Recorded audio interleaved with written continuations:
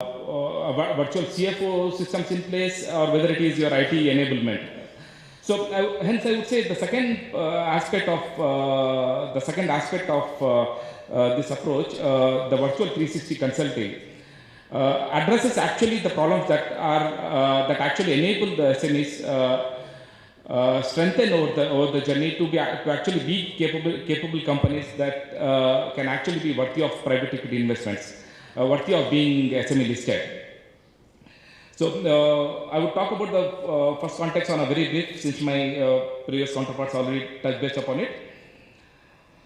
Digital funding, these are a full spectrum of solutions, at least the larger solutions that I deal with, we deal with today.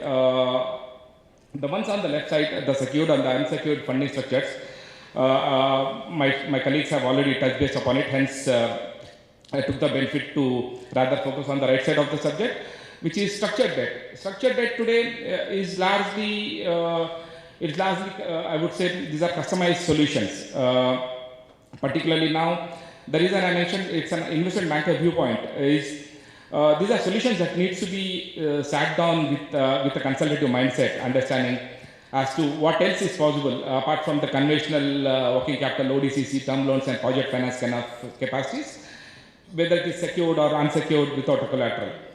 Now today, across the MSME space, I would address this structured debt offerings, whether it is venture debt, revolving credit, RBF, invoice discounting, NCDs, PO financing, bridge financing, acquisition financing.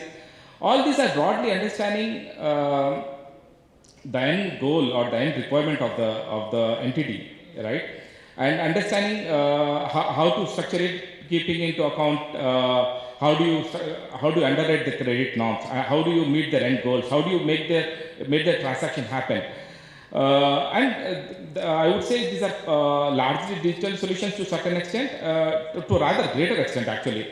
But the fact that today these solutions are being deployable to the market, even the thought of even having the solution deployed to the market is by the fact that these are supported by the digital evaluation mechanism behind it. I mean the various evaluation mechanisms and KYC authentication mechanism that the bankers spoke of earlier, this take a little above it, so that you can look at the entity with a more broader and a more introspective mindset, right? So otherwise the solutions are pretty much self-explanatory from the nomenclature itself. So I wouldn't dwell on it more.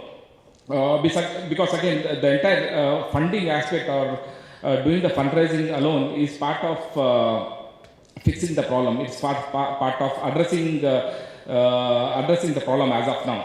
But the larger aspect that responds to the spirit of the summit is actually a consultative approach, hence SME 360 accelerator. Before I say what happens under this SME 360 accelerator, I would say what is it all about. SME 360 accelerator is, in very simple terms,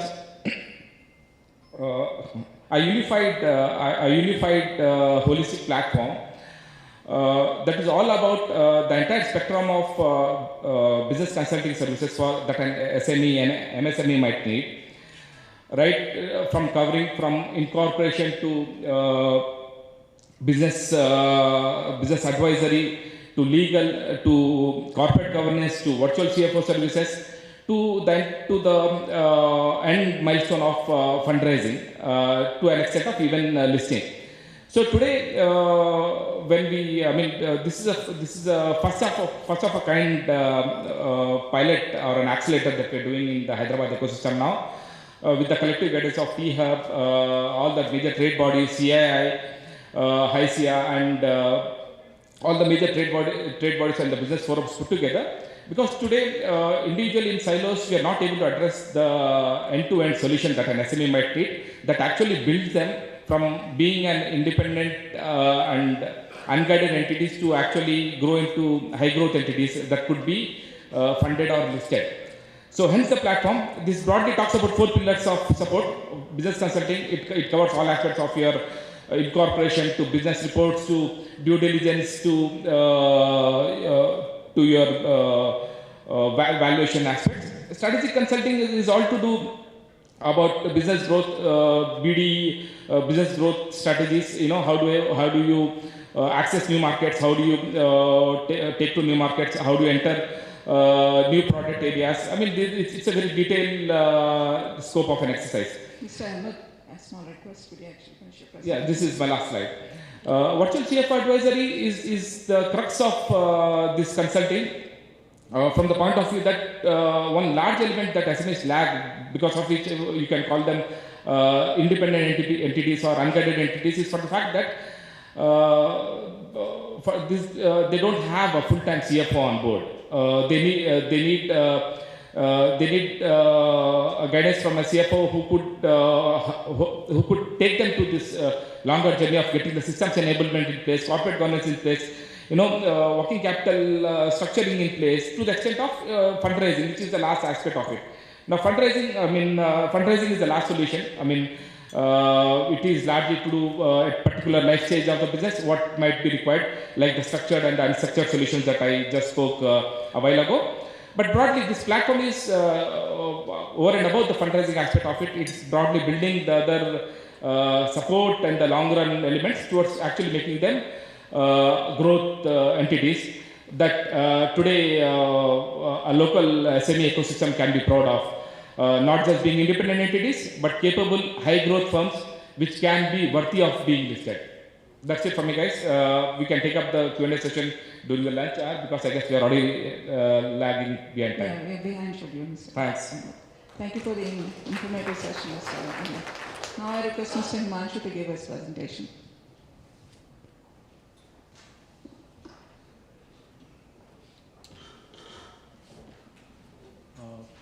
Thank you so much. Good to have the presentation up. To start with, I'll just give you a broad outlook of what SIDBI's been and what SIDBI's been doing, although most of us do know what it is. We have been around for more than 3 decades. Largely, we are a refinancing agency. We do a lot of institutional finance. Our institutional finance book stands at more than 3.5 lakh crores today. You think of a bank, most of them are customers, including the private one. We do a lot of direct credit. A few of our customers are here. We have a lot of stress off late. Of course, we've been doing green finance for nearly 1.5 decades when we started with JICA. But green finance has taken a new fillip with the Prime Minister announcing Panchamrit. We do a lot of work on cluster development, venture capital, guarantee programs, policy advocacy, and of course, we'll talk about the digital initiatives which SIDBI has done of late, so that it comes in with the theme of the program. A small snapshot of where we stand. Today, we started in 91 with a balance sheet of around 8,000 crores, and today we closed at around 3.75 lakh crores. We aim to close this year much higher. We are a AAA rated institution established by an Act of Parliament. We have more than 95 branches.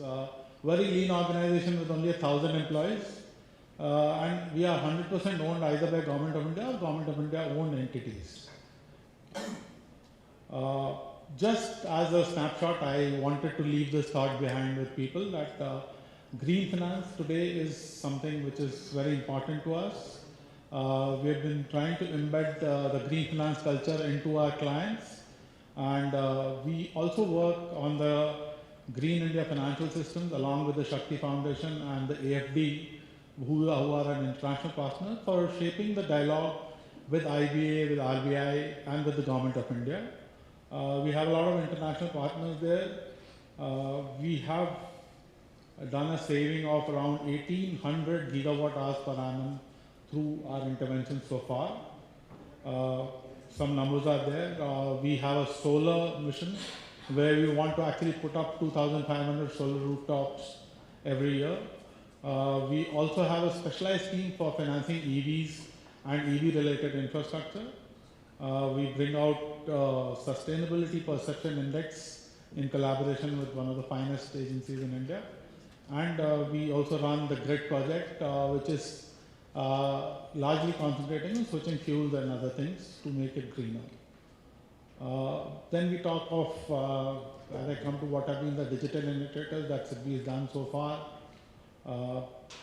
We've been largely, all our digital initiatives have been based on utilizing and anchoring on the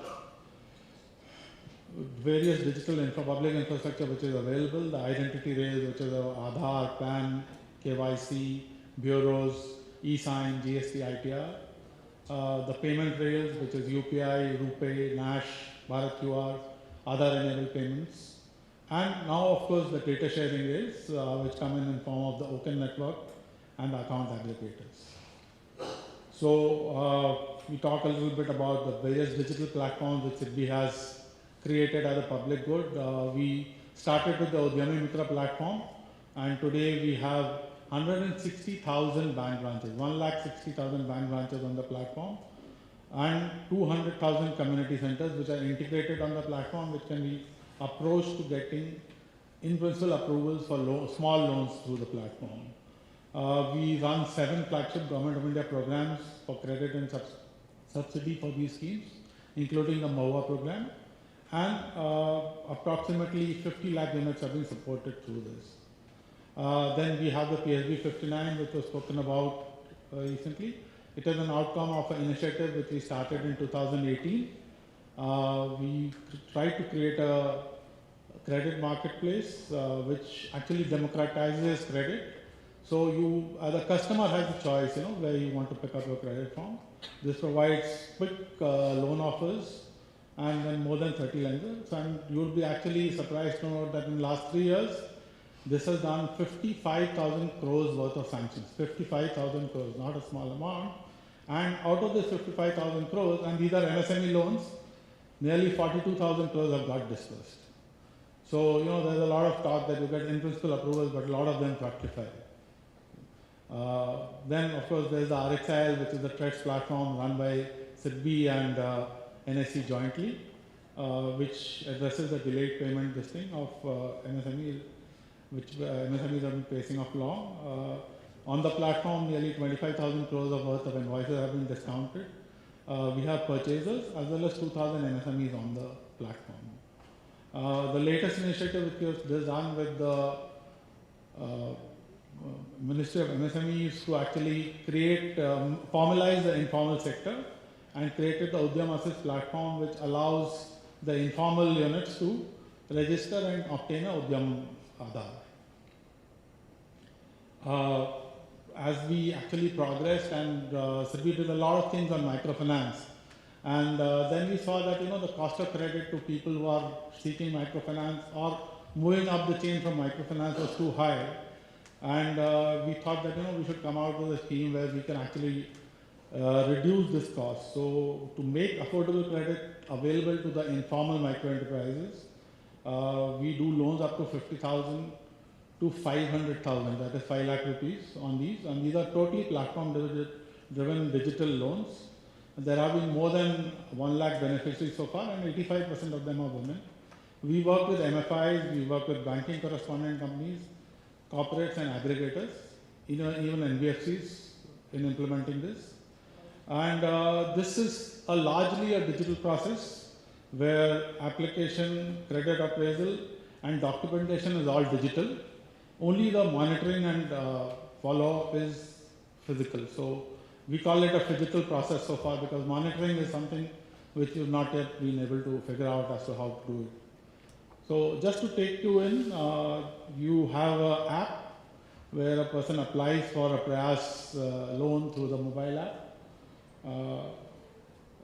Same eKYC, geotagging, bureau check, etc. happen through the app as he gives permissions, and then on the Prayas web portal, the SIDBI appraising officer will appraise and close in the loan. And once the risk rating and sanction rejection has been done, on signing off on the digital document execution, the loan would be disbursed. So this is an end-to-end digital process which is working very smoothly with around 51 partners in the country. To address what our friend Ahmed was saying, that invoice discounting is a one-to-one kind of thing, and to democratize that, SIDBI worked in the RBI sandbox, and we have piloted and now commercialized GST CII. So this actually rides on the GST database and allows people to discount their invoices and obtain instant credit against them.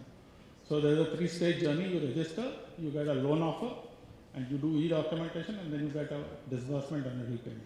Just taking you across, so this are the building blocks. You have as we know, 35% share of GST is coming from MSMEs. GST CII promotes cash flow based lending, encourages registration of MSMEs on GST, and collaborates with industry initiatives. We have standardized open protocols, use OCEN, Account Aggregator Framework, India Stack, which is GST and e-sign, stamp, e-nash, etc. And that it is end-to-end digitized. What the journey is that you go on the app, use your mobile number, register, give access to your GST details. Once you are registered, you can choose your banks and you can do your e-documentation. And once you have done your e-documentation, you get a limit. And on the basis of that limit, you can discount your invoices. And you get disbursement into the identified account. The repayment is through e-nash. So you set up auto debit and disbursement will happen. This is actually going to be very useful for people in future. You know, we feel that this will actually do away with the working capital requirements of the industry. So this is where the future is going. This is the disbursement and repayment part of it. Then of course we have something which is... Sorry for interrupting. Could you actually brush through it quickly, sir? Yeah. Okay, could you actually rush through it quickly so everybody's Yeah, this is the last slide. Thank you, sir. So, this is the last slide which I have, which is a product which we have bought in, which is end-to-end digitized for MSME. It is a straight-through process which uses all the digital public infrastructure, GST, MCA, ITR. All of us do the same thing, my friends at Union also do the same thing. We also, in addition, use risk assessment using Jakarta, FitScore, which is a product of CIBIL and OPL, and CMR. And the underwriting is entirely end-to-end digital, and so is the documentation and disbursement. So you need to get into our website, log in, create your requirement, and loans up to 1 crore, depending on your leverage, etc., can be done, can be disbursed within 48 hours. To stay informed about the startup ecosystem, subscribe to MyStartupTV.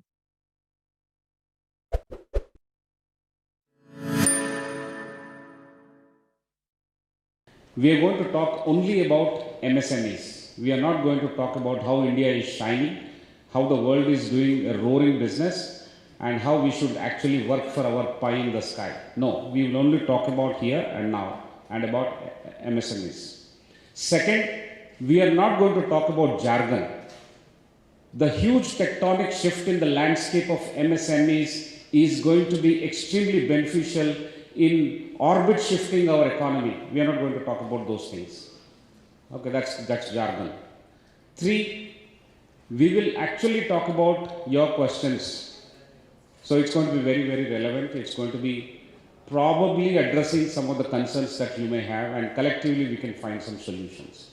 And the topic is what are the challenges in adopting digital technologies by MSMEs? As simple as that. We'll stick to challenges and probably come up with some solutions here and there.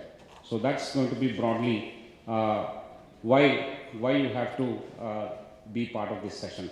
We will exactly take 30 minutes, not more than that, because one of our panelists will have to catch a flight. So there's no other option.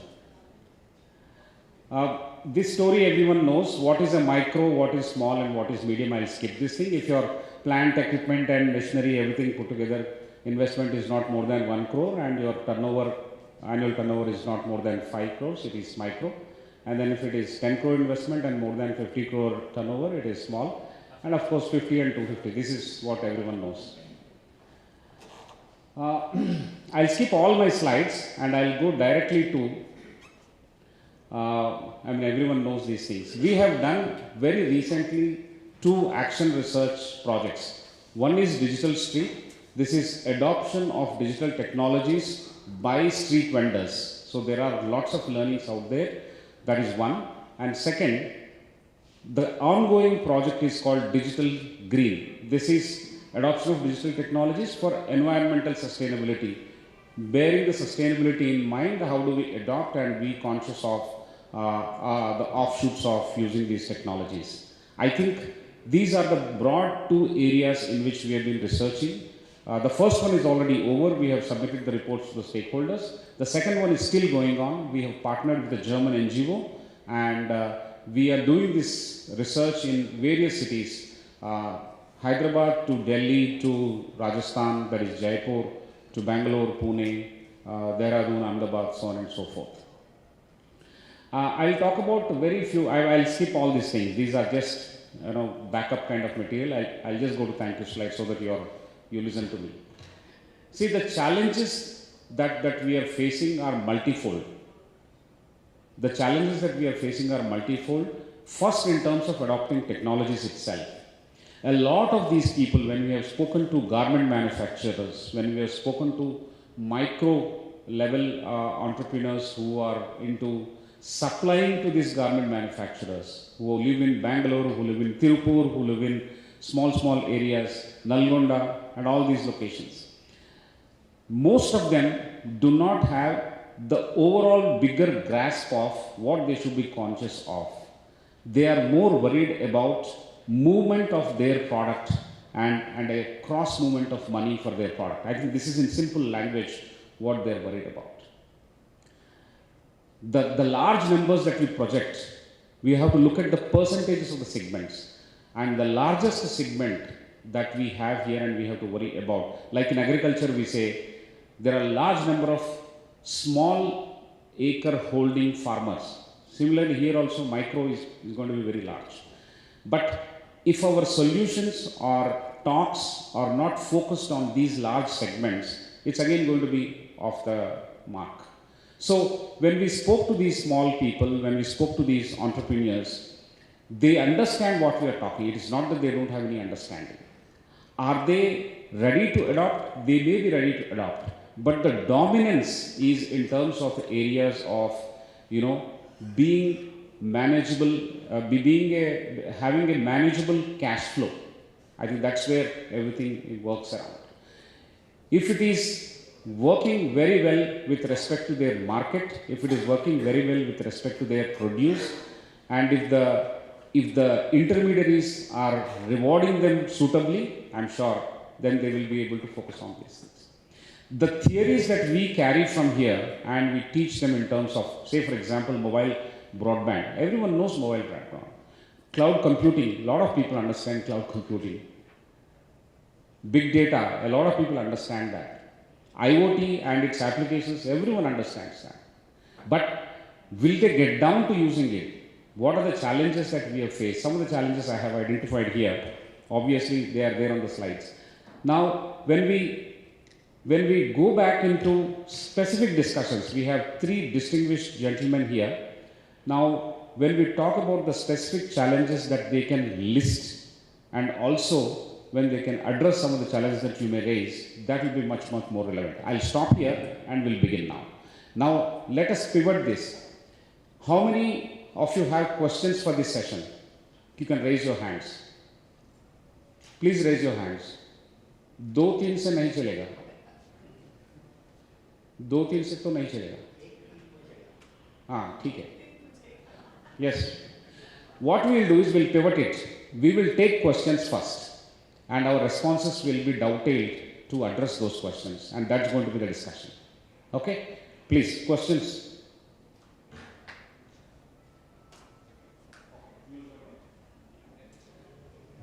Yes, Divakar. You don't need a mic. Go ahead.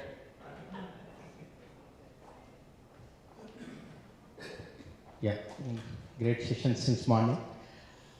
There are a lot of metrics have been spoken. We have 7 crore MSMEs, and there is a distinguished micro, small, medium and all that. And we have 5,000 companies which are listed in stock exchange. Out of that, 1,200 to 1,300 companies contribute to 90% of market capital. What kind of a democratization we have done? If you see the numbers, it should be allowing and enabling MSMEs to really get into that number of listed companies. So past 60 years what we have been doing, are we happy what we are doing? What should be done? Okay, good framework related question. We will respond. I think we'll give that to Satya only. Yes, Satya. I'm just paraphrasing the question. So, from this session's perspective, if I paraphrase your question, that how can the MSMEs, or what stops the MSMEs to get into, to leverage this market capitalization part? Because as you can see, only 90%, out of the 7 crore, only 5,000 are listed, and out of which only 1,200 contribute to 90%. So why are we missing out? Can digital help there? Can I put the question like this, and then we will try to answer. As we said, we'll take all the questions first. Yeah. Yes, ma'am. I think I don't need a mic. Yeah, absolutely no. I always, as I started, I worked first. I almost worked 20 plus years in private banking. So when I started as a training and development,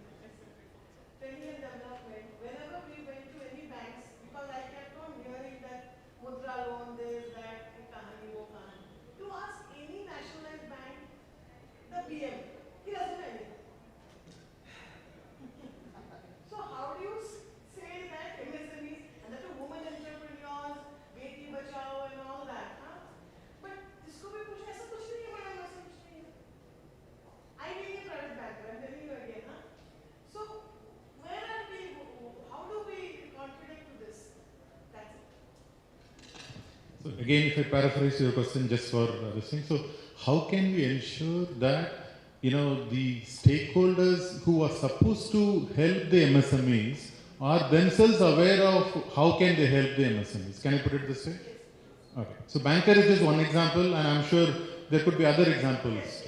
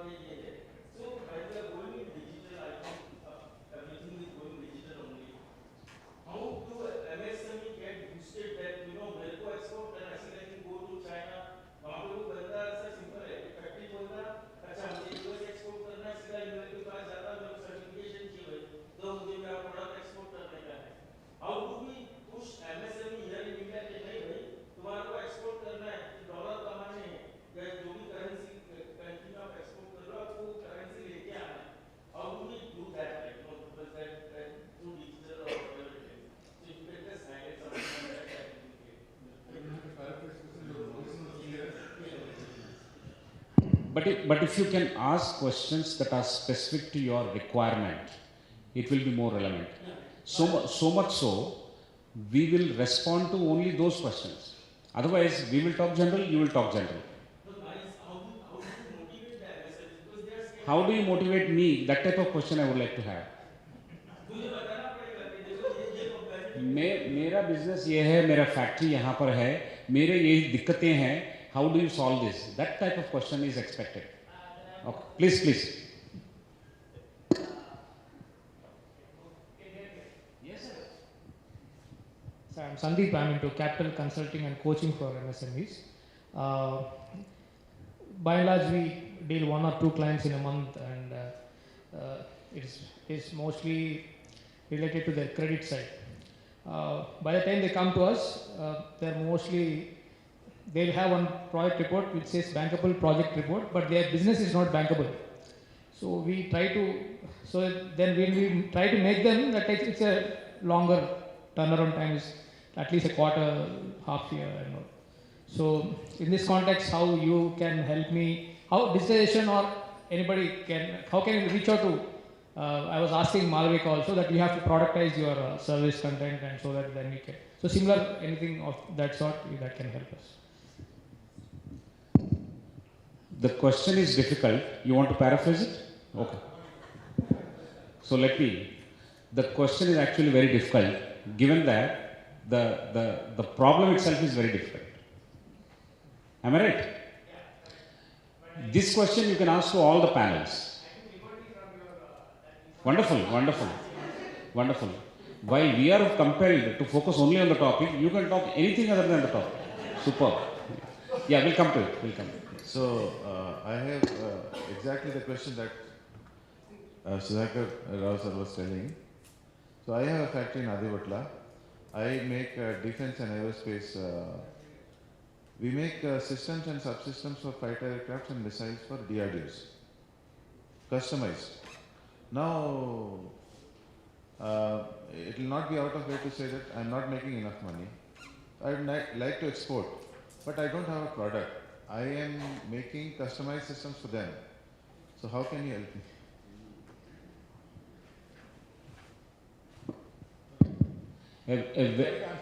A very good session will have few unanswered questions. Yes. Yeah, my name is Ram Mohan. I am an entrepreneur. So my question here is, how we can create a level playing field for digital transformation on par with bigger companies for MSMEs. So what I mean to say is that so today all the large companies can afford to have all the digital transformation tools. But when it comes to the MSME, one is affordability, another is their knowledge to acquire those tools. What kind of tools that they need? It's largely a function of affordability. Yeah, yeah. Any other? Sir.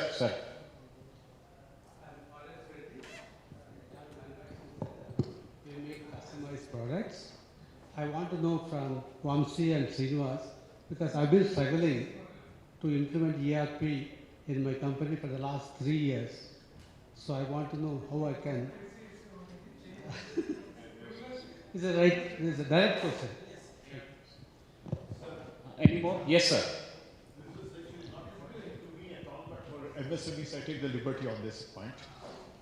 What is, from your view, that MSME has to be successful for year-round actually order processing and profits? What are the best solutions you imagine and think of? Good. Thank you, sir. Any more questions? Yeah, we will try and respond to some of these questions, and if you have not responded, you can understand that we don't have any answer. Okay? Yeah, please. Street vendors. Oh, good. I'll give 1 or 2 examples. That will come last. Okay. We will do like this. All the questions have been noted by all of us. Satya will respond to at least 2-3 questions. Is it okay? Yeah. And then we can keep on adding. But very quickly we'll try and finish. Yeah.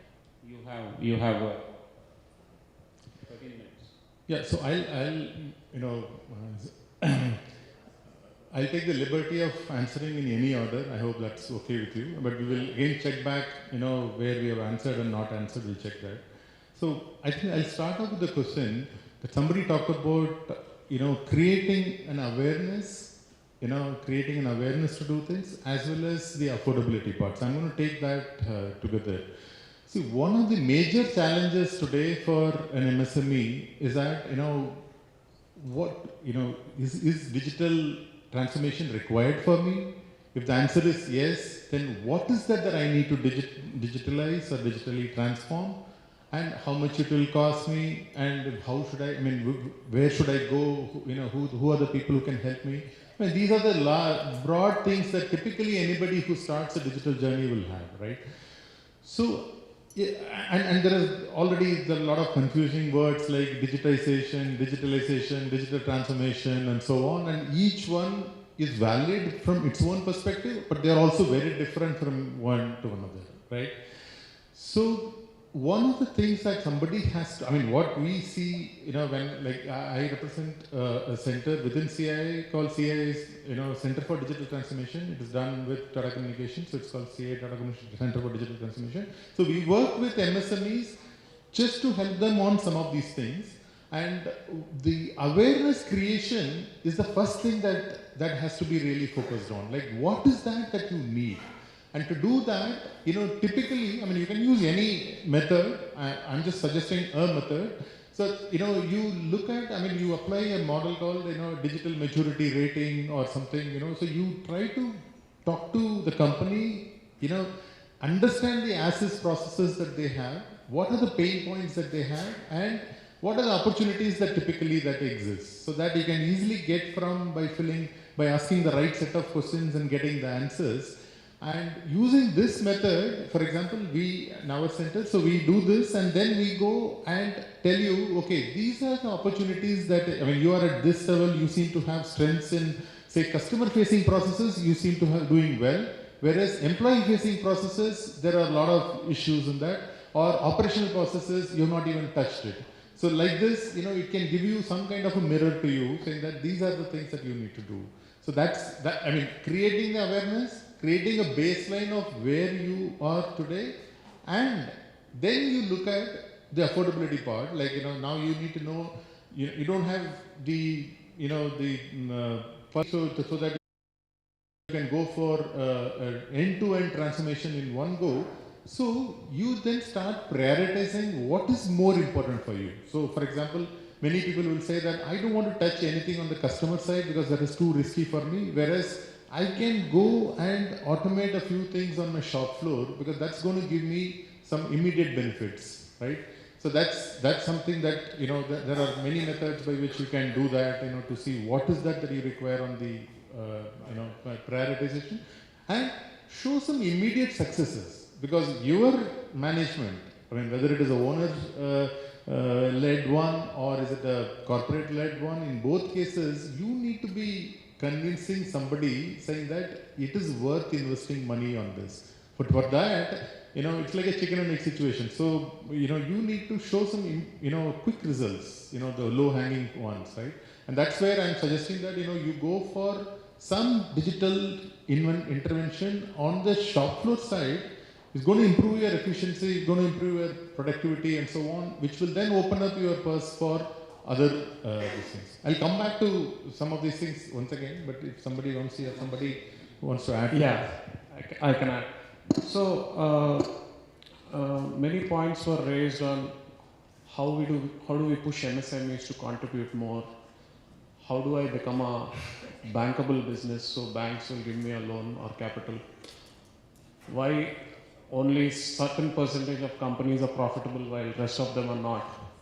So it all comes down to the business model, whether is it profitable, whether it is scalable, whether it is sustainable. Anyway, I'm deviating slightly away from the topic because the forum is more on adoption challenges of digital technologies. But so first, why that skewness in some success, some not successes? Probably there's a problem in the business model itself. Now, there's a specific challenge someone raised about defense and aerospace who make customized solutions, but you're not able to become profitable or you're not making. So I think now you need to introspect and analyze. So where is it you're lagging? Is it because the product or service which you're selling is too commoditized in the market where you are not able to command a premium? Or is it something to do with not enough of sales pipeline? Is it something to do with high cost of the product and it is taking too much time for you to manufacture it? So the cycle time is too high and you're not able to create enough products to cater to a larger market. So just for the sake of discussion, I'll take the sales. So here I would like to blend it to how this is a challenge in our digital scenario. So as a customized solution, it's not like everyone out there is going to buy customized defense and aerospace solutions, right? You need to focus and find that right target customer who actually wants to buy it. It's not some off-the-shelf product which everyone is going to come and buy it. So now this is where digital technologies like digital marketing and AI, to some extent, you can leverage to identify those target customers to reach out to them. So this is something similar to a challenge which I can relate to. So I am from Moltec Technologies, so we do a lot of custom solutions for OEM suppliers for manufacturing body components. Now, body components, engineering, design solutions is my service. So it's not like they're everywhere. I need to identify where they are. They're across the globe, and I need to leverage technology to try and reach them. I need to try and appeal to their need and try to project that USP, the unique selling proposition. Why should he give me work over some other guy? So this is one challenge where how do you reach a global audience, using these digital technologies. There are so many challenges out there. So there's so many platforms to choose from. It could be Instagram, it could be LinkedIn, it could be Facebook, it could be Google, they say SEO. So how do you choose the right platform or that forum through which you try to reach your audience or target customer? So that's one challenge. So this is something which probably you can start experimenting with some free tools to start with. Try to understand and research the market where your possible target customers are. So there are a lot of AI tools which are available which do the research for you. This is very brand new. You don't have to search in Google for it. There are some tools where you go there. A free one itself gives an entire market potential of the market, the specific market which you want. It gives the market potential, and it basically scrapes the entire internet and gets that data for you in a researched manner. So maybe this could be a starting point for you to understand whether your business has the right potential. Then probably you can start using other AI tools to expand and research and reach out to your target customers. This I'm talking assuming a sales and a marketing challenge. Assuming it's a sales and marketing problem. And adoption challenge from a digital perspective. The little bit of digital in this answer is about adopting cutting edge technologies to sharpen your communication and reach and effectiveness. Otherwise, we will be going back to the previous panel in how you can market, how you can use social media, how you can expand your reach and so on and so forth. However, I appreciate that problem. But sir, do you have LinkedIn presence? Okay. By what name, sir? In your name. Organizational do you have, sir? Can we immediately open that, sir? I'll come back to this thing. I can give you many more suggestions also, and I'll specifically talk to you off the stage as well. But in the meantime, we'll request Srinivas sir to help us understand the hurdles in the journey of adopting, implementing, improvising ERP for smaller organizations. Over to you, sir.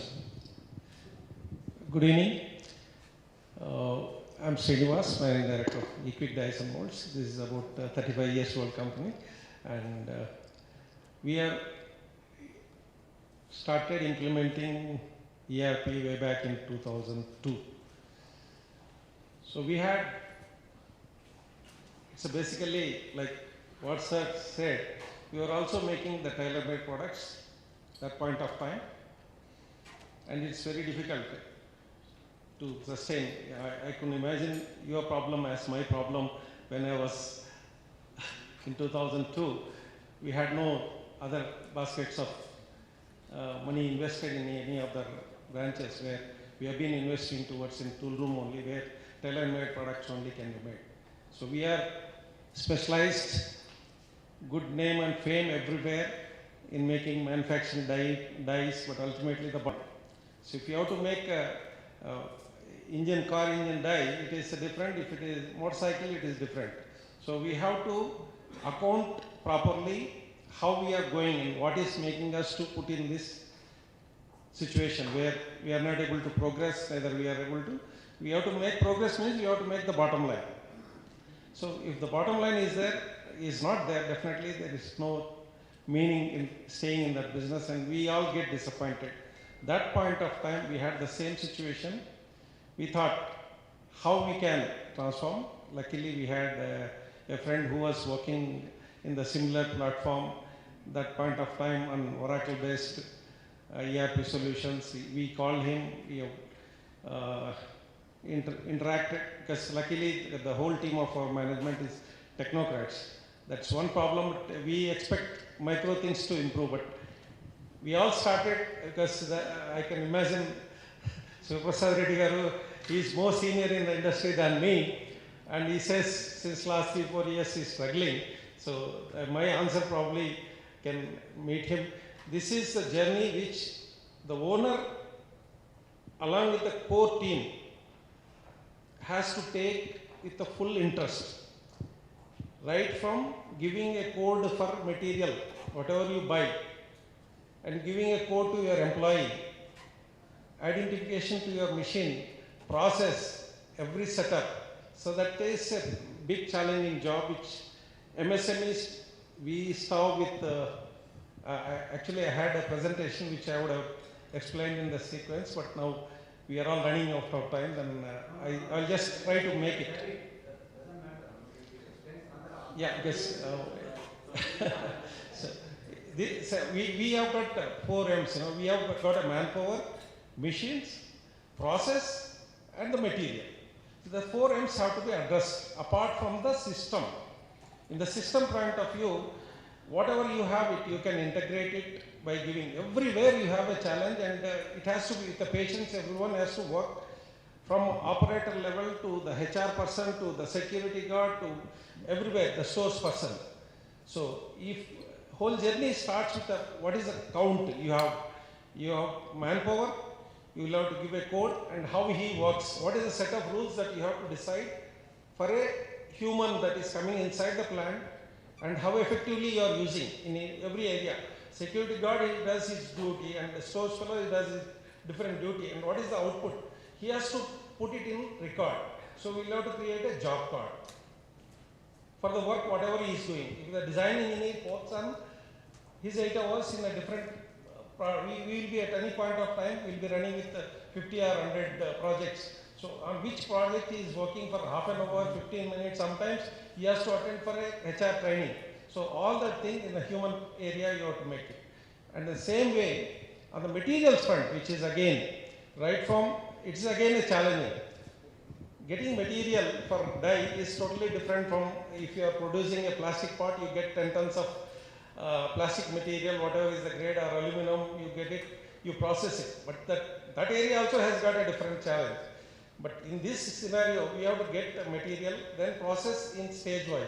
That means method, out of 4 M's, a method has to be fully made it. So you have stages of operations everywhere. You need to derive each operation, the sequence. If you are getting a dye, how material block up, what will be the operation code, like that you will have to make it. So the man, material, then the method, whatever is the process that you come across to produce a dye, that area also you will have to make coding. Then this process has to be explained with a flow chart to the person who is doing. Now, this is about 20 years back, it was very tough. Recently, for around 8 years back, we have adopted, we have been doing this for our tool room based on Oracle, and we could integrate it, but ultimately we have to hire the in-house team. We have got around 3 people working on ERP for our Equic group. We had other companies where we are making aluminum die casting components. Then we were more matured and we could engage TCS. They have an excellent ERP platform, Edition CII, which is again, we thought it is cake to eat, but it is not so. There also we had the challenges. So the similar challenges, it's again, everything we have to customize it to our requirement, because we get 10 tons of material and it goes into 50 varieties of parts. How can you digitize it? I mean, how can you evaluate it? These are all the challenges right from material to dispatch we had, and we have to do it patiently, and it costs money. And it is an unknown area we are entering. How much is the money budget? Again, as an MSME, we cannot budgetize this. We don't even budget for 1 year. How can we budget unknown area which will not cost? But you have to take little amount of pain. The other question what sir was asking, I'll try to, what I could observe, how India can grow and become a 5 trillion economy. There's a lot of programs announced by the MSME ministry in adopting these technologies. Even if you are implementing ERP or any digital this thing, you have to upgrade your systems. You have the schemes. So if you are able to make use of it and make use of the, see, we had last session, which is again supported by government of Telangana, which is again a news for me, that they are also trying to help. I also learned something on the digital marketing side. They are also trying to support. This is ONDC is a nationwide program, so which they would like to implement it here. So ultimately, the sky is the limit. How we can implement, like no product to the product. Then you have the information. You have got a right to. You will be able to take a right decision. If there is no information, then we all will be in dark. Suppose in the ERP you get, what is the cycle time, that so many hours you've taken for producing. What is the next day, how you can reduce the cycle time, all that thing. And if person is absent, you don't have the proper system.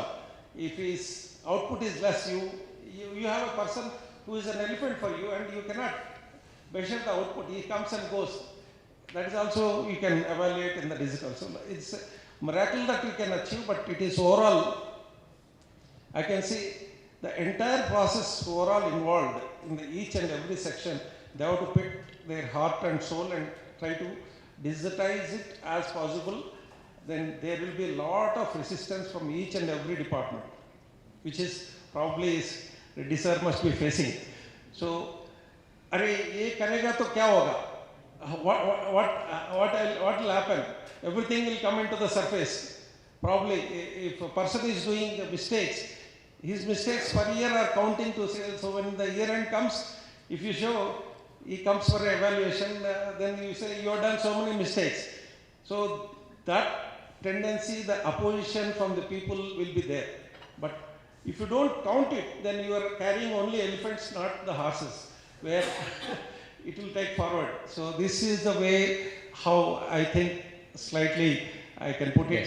Yes. It is challenging, but it is not that difficult. So we went through the journey. Thank you. Excellent, sir. Excellent. We'll come to your point, sir. What sir is talking about is the frameworks. To have the frameworks, MSMEs will have to think big. And the framework is also a function of having good practices. It is not a chicken and egg story. You have to start thinking big and then have good practices, share the vision. It is more people driven in smaller organizations. In bigger organizations, it's more system driven. I think the test of leadership is much more, or in relatable terms, is much more when we are still small and medium. And I think on an everyday basis, we need to create a shared vision organization rather than thinking less or thinking small and having disjointed connections within the organizations. I have some examples, I'll give it to you also. But I think Vamsi wanted to add a point or two. He has been championing the digital transformation in Moltech and several case studies that he has worked. Maybe one or two examples you can add to ERP's journey. So I will just add on to what Mr. Srinivas has been explaining about ERP. So there are other digital initiatives which I am doing, but since we are talking about ERP, I will highlight more. So let's assume, so someone asked a question about affordability and knowledge of the tools. I think right? So let us assume you have the affordability to buy the ERP tool for now. We'll talk about affordability anyway later. You know the knowledge. So you know which ERP tool to implement. Now if you Google, actually there are hundreds of ERP tools. So first to identify the right ERP tool itself, we get confused. So let us even assume that you know what ERP to implement. So now as a business, so I think here most of the audience are just about to start their business, or they have started and they want to take off. So you also need to look at the future, where now once you come out of the survival mode, you become sustainable and you now aspire to become a successful and a stable business. That is when, like Mr. Sudhakar has mentioned, you need systems. So when your company is small, you as an individual will be running around all the departments and you are managing everything. But as your organization grows, that's when the systems and processes become very important. Now, ERP is one such tool, a digital tool, which helps you manage your whole company by managing the information in your operations. So what happens is now, you got the tool installed, but how do you get the buy-in? Now, many of your team members, like Mr. Srinivas mentioned, they don't like the tool. They may be feeling insecure that, my boss is setting up this tool so he can get rid of me. Those kind of things happen. So, apart from the tool, now these are those advanced challenges which are not digital. These are more people and the thinking and the perception. So here, you as a leader have to have that broader outlook, and you need to have that holistic view of how do I manage these stakeholders. And for you, the clock is ticking. The sooner your ERP gets implemented, that is when you actually start realizing the value of that tool. Till then, it is a white elephant and it's just bleeding. You have to run your existing system, you have to run the new system. Everyone is all getting frustrated, blaming the system. The old system, some are blaming the old one, some are blaming the new one. So, having a very holistic plan, having a step-by-step approach, try to think of it as an investment. When you look at a tool and you're considering it, try to think of it as an investment. The minute you think of it as a cost, you try to reduce it, you go for the lowest, cheapest tool, or you try to see if you can cut somewhere by not hiring some expert to support you. So these all are those additional factors you need to keep in mind. These are slightly more advanced at a later stage, probably once you're established. So just wanted to add that. Yeah. One observation is that there is something called low equilibrium trap. Low equilibrium trap is you have low energy on anything that you do. For example, this organization's sales are not good, or this organization has achieved just 5% of the sales of the target. The sense of celebration and the value that you attach to that internally and get everyone connected to that will make people aspiring to achieve a little more. Sometimes we don't do that. So that, as you have explained, that spiral down, everything lower, everything lesser, because you treat it as a cost, and your vision is not overarching enough to actually inspire the rest of the people, is going to lead to a low equilibrium trap. And it becomes extremely difficult for us to lift it up from where it has fallen. It can happen in any organization, but more importantly for the segment that we are talking, I think it is leader driven. It is at the top, and the buck stops there, and therefore it has to be driven more. Dime a dozen, there are technologies. There is rationality available for you to select which one. As per your priority, you can do that. But I think that leader-driven energy will only avoid us to get into what is called a low equilibrium trap. Just wanted to add a word of caution for anyone who wants to embark on the digital transformation path or even digitization path.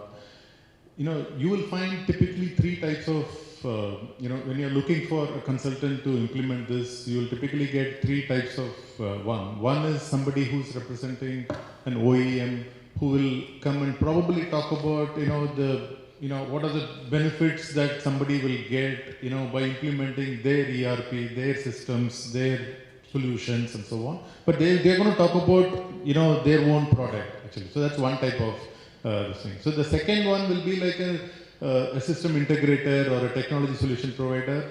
So, he will try to bring in different technologies, but then there is always some kind of an ulterior motive, in terms of trying to push one over the other. You need to watch out for that. The third is somebody, people who have spent time in an industry, okay, so they know in and out of that industry, so they have a great, subject matter knowledge, but, post-retirement or about to get retirement, so they also get into, nowadays it has become more of a fact to get in, they get into this line of digital, I'm a digital consultant for this area.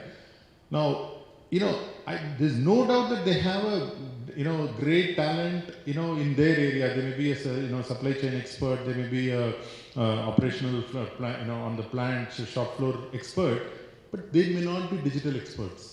Okay, So just what I'm trying to caution you is that whichever method, any method you can go, okay, each one will come with the pros and cons, but do not let anyone sell you a Mercedes Benz when what you want is just a Maruti 800. Okay, and that's what typically happens with most of the implementations. Somebody comes and does a great job of selling you a Benz when you don't really require it. Okay, so just be aware of that. And that's one thing. The second point that to answer the private banker there. So so there are typically for any I'm going to answer in a slightly generic way. So, but for any country at any level, there are 3-4 bodies which are important for this digital transformation. So one is of course the government itself. So what kind of enablement that they need to do. For example, India has been doing a lot, at least in the last few years.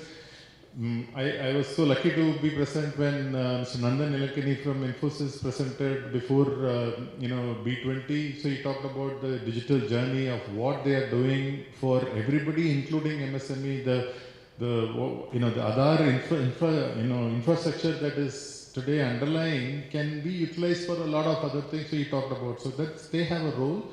And for example, Singapore has a model called Go First Digital kind of a model where they help you on planning, execution and awareness creation. So they talk about, so India also should be doing more or already doing more. So that's one thing. The second is there is a role of academic institutions, whether they offer courses specifically, tailored for MSMEs, what is digital for MSMEs and so on. For example, we recently did one program with IIM Udaipur just to, what is digital transformation for small and medium-sized companies. We talked about it.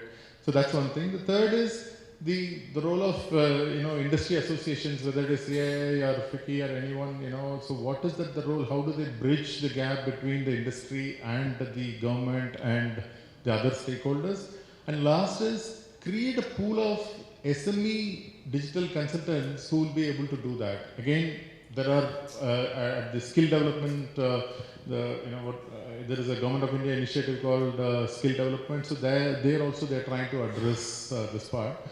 So hopefully, if all these things, all these places work well, the problem that you face should not happen, but that's how it is.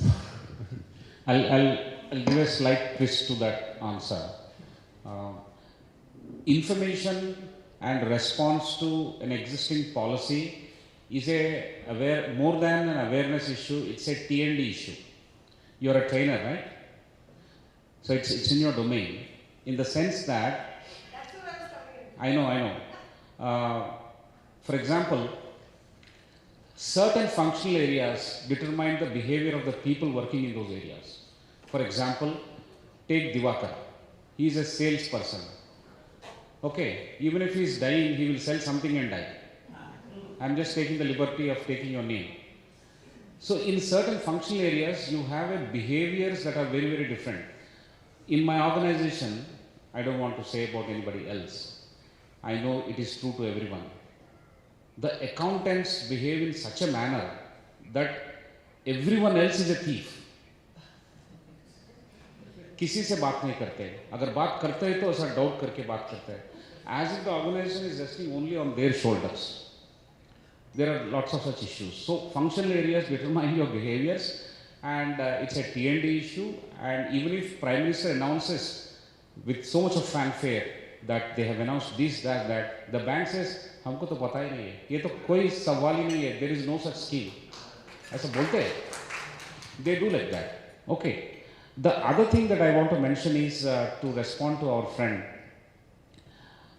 The Government of India, I don't know whether the Prime Minister announced, but I read this yesterday in Economic Times. There is a new scheme called OCEN, Open Credit Enabling Network. Okay.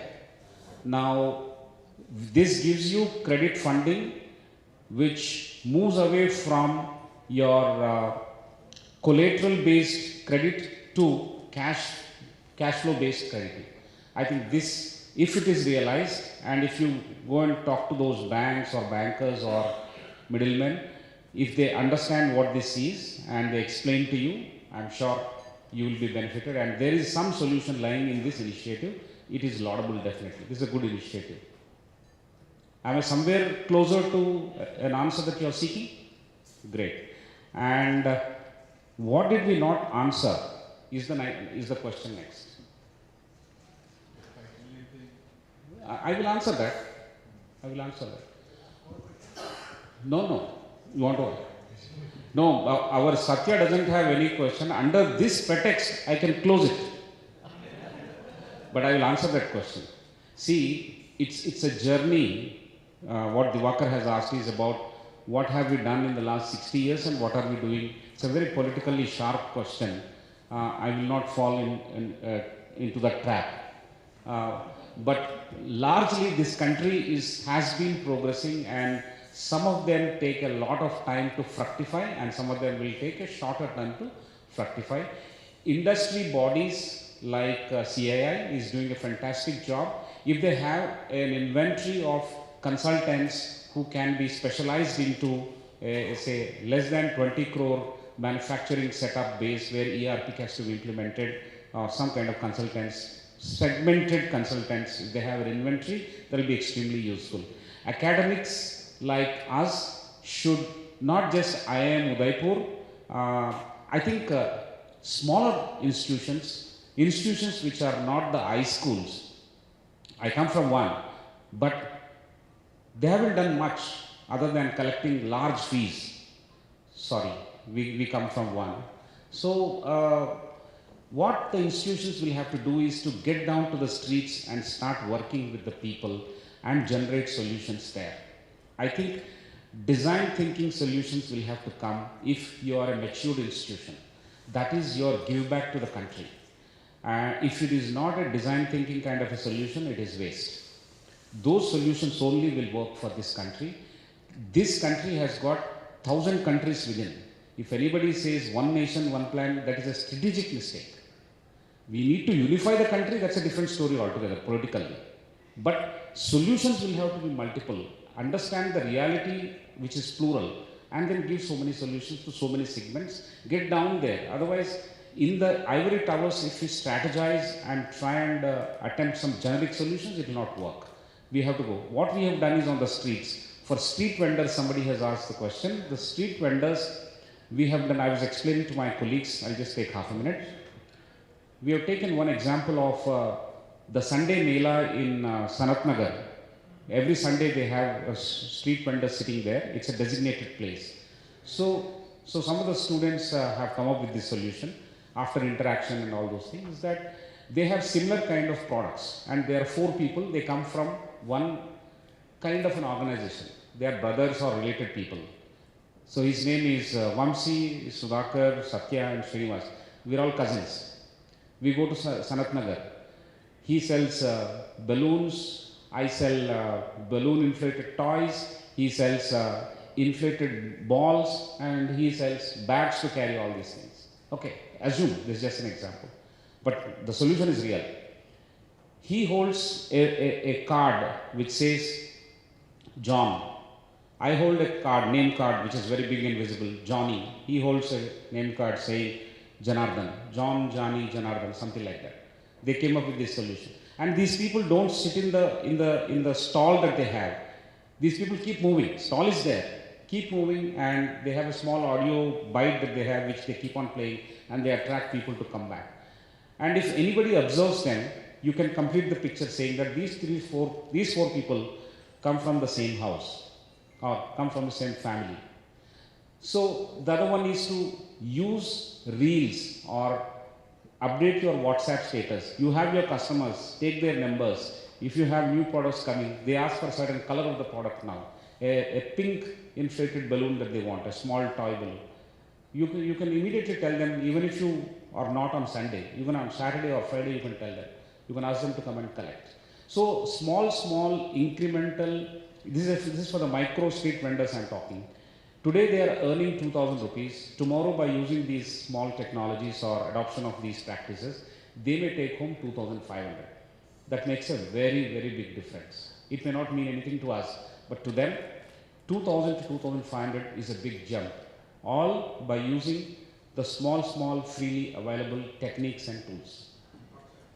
Yeah. WhatsApp, for example, small videos, status updates, and things like that. Okay? Looks like we are done. Thank you. To stay informed about the startup ecosystem, subscribe to MyStartupTV.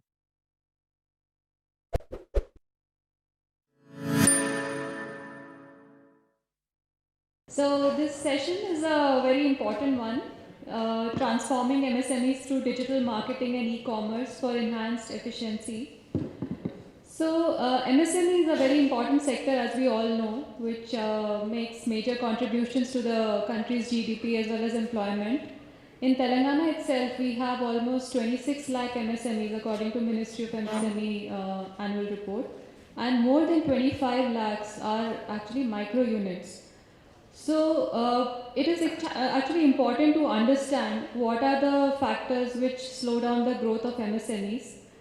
And there was a study by Boston Consulting Group in 2016, which we referred, and there were some conclusions that they came out with. One was that they listed a set of factors which slow MSME growth. A couple of them were like lack of financing, policy, and other factors. But the topmost factor which was identified was lack of technology. And they summarized that the tech leaders, they actually have an annual growth rate, revenue growth rate of about 28%, whereas tech laggards have only about growth rate of 13%, which is a major gap. And they also, put forth some case studies which showed how technology helped MSMEs in making, a big growth transition. So we all know how the pandemic, made MSMEs realize the value of having an online presence. And in fact, now when we conduct online awareness sessions about, becoming digitized or whatever, the question is not why we should do it anymore. The dialogue starts on, how we could actually become digitized, or how we could come onto more and more platforms and be visible online. So even before COVID started, our department was actually, we started working on this initiative called Digitizing MSMEs, in which we selected a set of IT companies from across the state. Companies like Now Floats, O2O Now, Zoho, Microsoft, and others. And then we approached a lot of these local industry associations. And what we started doing was conducting awareness sessions in their industrial parks in and around, and helping MSMEs to understand how important technology is, and you cannot be left behind. So there were some positive, reactions, and then we started expanding this to our district levels. Conducted pakwadas in 2017-18, but there was some hesitancy. We realized MSMEs, not many of them were coming on board, and we realized that cost was a very major factor for them in becoming digitized, and some of these solutions were maybe too expensive for them. So then we started looking for more solutions which would help MSMEs to, have a one-stop solution for them, where they could get all their major digital needs fulfilled. So then we, came across this platform, Global Linker. Malvika, my colleague, is here from Global Linker. And then we created this Telangana State Global Linker portal, which is actually a one-stop solution for MSMEs. They create websites, e-commerce stores, they conduct awareness sessions for MSMEs, and a lot of bunch of services which Malvika will talk about. And this was actually like a turning point for us. And today, actually, I'm happy to share that we have 14,000 plus MSMEs registered onto this platform, and many of them actually really benefited during the COVID period. We had some other associations as well with SAP India in December 2020. And through their SAP Ariba Discovery platform, MSMEs were able to again connect with global customer markets. And then we also tied up with Meesho, and they already have a big customer base across India of 11 crores people. And the benefit that they offered was that MSMEs can actually transact or be part of Meesho platform without having to pay any commission. So that is why we are actively again promoting this portal across the state.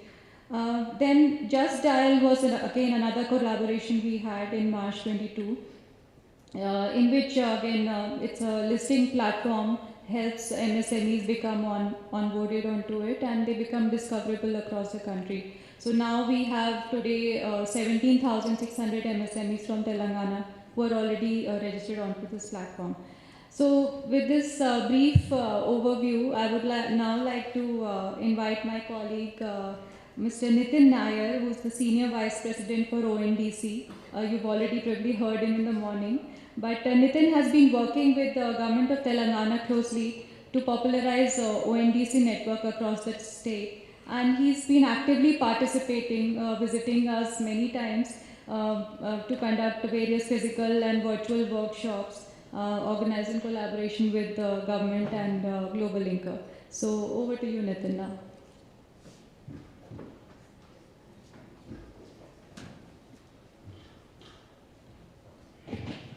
Thanks, Vatsala. I think I briefly spoke about what is ONDC and how and what we're trying to do, right? So I'm not going to go into the deck, but just trying to condense it all together. Right? It's typically a 1-hour presentation that I condense in about 15 minutes, right? So essentially, as an MSME, what you need to think about it, this is another market access mode, right? You would build a website. You would probably go to a website enabling platform like Shopify, or you will go to one of the existing platforms. 3 broad ways all of you come online, right? So this is probably a 4th way to come online, where you will connect by using technology to the ONDC network and start getting orders. That's the way most companies which have reasonably decent sized tech teams will do. Or you will contract out with one of the seller apps on ONDC who will onboard you by bringing in your catalog, doing the necessary configurations, and then having you online. For example, Global Linker could be the network participant who could help onboard you onto the ONDC network. Right? Once you come on board, a buyer searching on any buyer app for whatever products and services that you wish to sell will have visibility on your product services catalog, and then an order flow will happen. So think of it as a market access channel, which enables you to be discoverable by the entire universe of buyers, which continues to grow on the ONDC network. Today we have about 100 million potential customers doing about 1.5 lakh orders a day. As the buyer app ecosystem expands, there will be more and more buyer apps coming in. So that's one way to look at it. The other 2-3 ways that as an MSME you should look at it. The second is we are also doing B2B, right? Which means a lot of the presentation I spoke in the morning largely concentrated on the B2C part of the business, right? That you look at B2C buyers to come in and bespoke buyers buying individual items in small quantities. Versus we've also enabled B2B, where you as a MSME can both be visible to customers who will acquire your products in large quantities, and therefore the buying experience is very different there. And you could also become a potential buyer, for example, your raw material inventory. Right? If you have raw material inventory that you use, or if you have stockists, other distribution channels you use, you can also become a buyer trying to source from the ONDC network. Right? Like as the network becomes bigger, you're not just a seller, you're also a potential buyer. Things that you buy across India, say you're a food processing unit, right? You want to buy raw fruits, right? How do you kind of look at FPOs across India, right?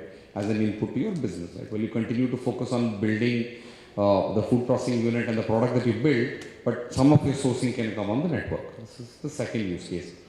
In this, we're also, we've just started exports. The first golden transaction happened earlier this month, where we've now started to power exports. So we've onboarded our first international buyer app. It's a Monetary Authority of Singapore, which is the RBI equivalent in Singapore, invested company called Proxera. Proxera is going to bring, for example, demand from Southeast Asia. Like if you are a company that has products that are of interest to buyers in Southeast Asia, right? Proxera is enabling those buyers to find you as a seller, right? So some of the other more nuanced use cases. I would conclude by saying that, over and above what I said earlier, essentially think of what UPI did to payments, ONDC is endeavoring to do to commerce. One big difference, of course, is UPI's payments via, transaction, which means there has to be a goods or a services involved. Everything eventually will be on the ONDC network. It's just the order and the sequence that may vary, right? You may see about 10, 15 domains that are live, right?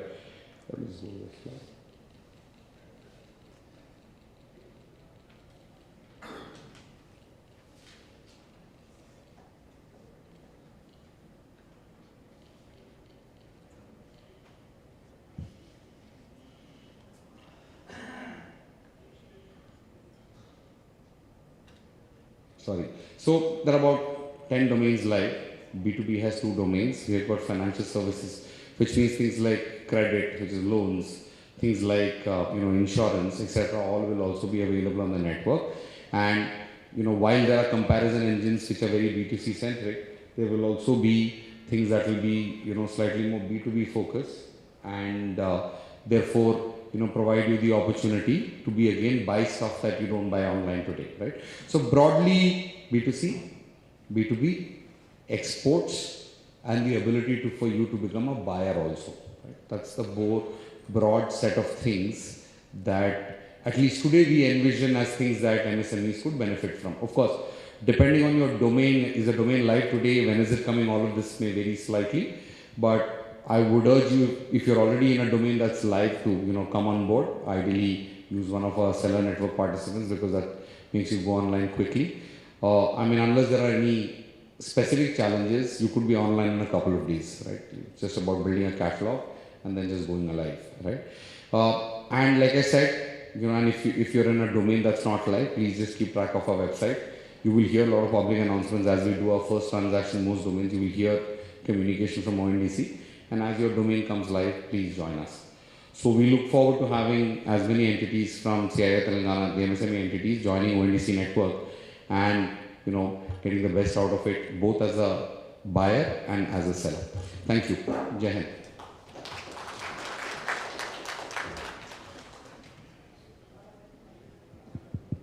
Thank you, Nitin.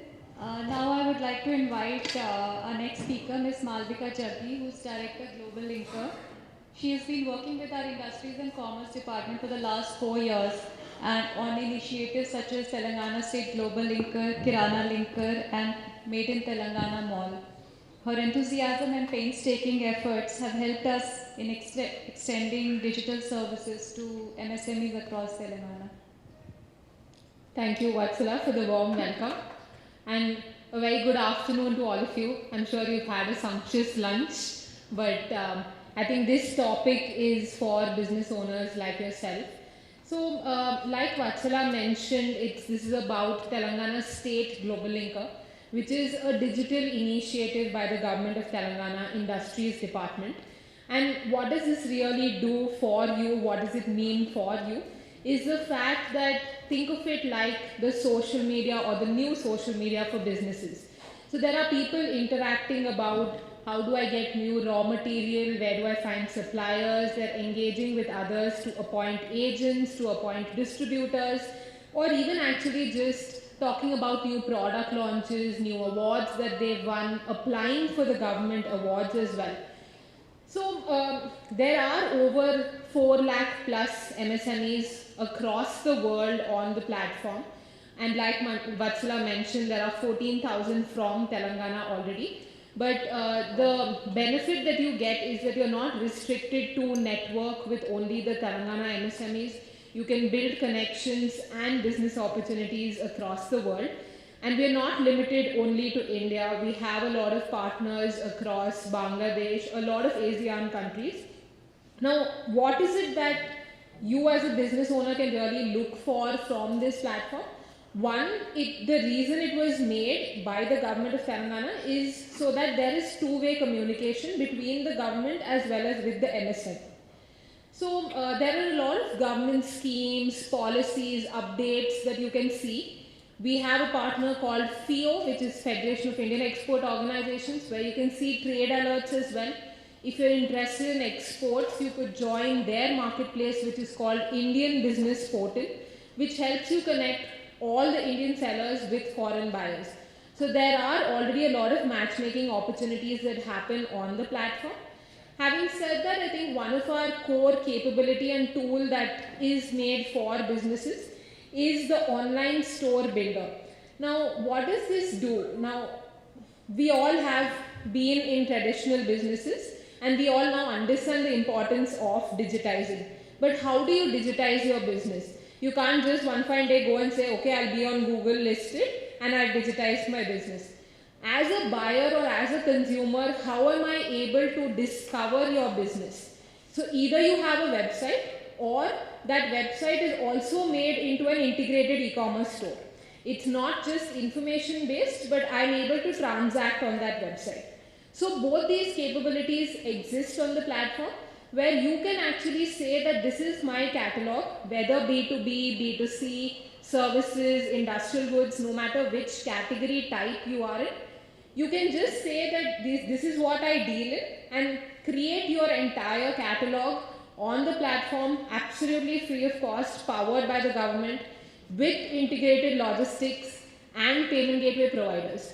Now, what does this mean for you? So let's say you get an order, you've created your entire store or your e-commerce website or your digital catalog. There are many terms, but you got your first order. You don't have to worry about how do you do the logistics. We have pre-partnered with local, domestic and international partners, right from Dunzo, VFast, Varmaship, Shipmax, Shiplite, as well as international Aramex. And in the payment gateway space, you don't have to worry that, okay, now how will I get my money to my bank, right? So there's already Razorpay, there's CC Avenue, there's EasyPay by ICICI Bank, and there's PayPal, there's Paytm. So you don't have to worry about how will the money reach and how will your product or your service reach the customer. All you need to do is start promoting yourself with just a URL, right? You need to start doing, once you've created your catalog, you need to start sending it across, either in terms of just sharing it with your friends and family, doing social media activities, doing SEO, doing digital marketing, and then start using the power of digital to actually get confirmed orders. Now, I'm sure all of you have heard of the buzz around ONDC, and my friend Nitin has already explained it, but let me just tell you in a layman term what this will help you in your business. Like we've used UPI, like I might want to send money to my friend here and I'm able to do it just via using UPI on any, let's say PhonePe, Paytm, Google Pay. Similarly, ONDC is doing that for e-commerce. Now, what does that mean? I am a seller on Global Linker, which means I've created my digital catalog and you are a buyer on Paytm, Flipkart, whichever buyer app is there on ONDC. The transaction is smooth and the buyer doesn't know that he is transacting from a seller on Global Linker. Now, how does that help you? You don't have to go and onboard yourself on various seller apps. You just have one dashboard. You've created your website and you've onboarded yourself onto ONDC, who has done the work of getting you buyer apps, right? And that of course gets you a lot of confirmed orders as well. So this is what I wanted to share with you about the platform. I think what you need to do next is just the fact of going on to Google, looking up Telangana State Global Linker. Given that there are so many different services and offers and range of capabilities that exist today, it will be overwhelming for you to hear all of it. But I think right from partnering with, for legal services, we have Vakil Search. For accounting, we have Tally. So it's basically a 360 approach in having you as a business not feel lonely. We know it can be very lonely as a business. You don't know where to start. There are many services existing and you don't know how to deal with them in terms of getting a pre-negotiated offer.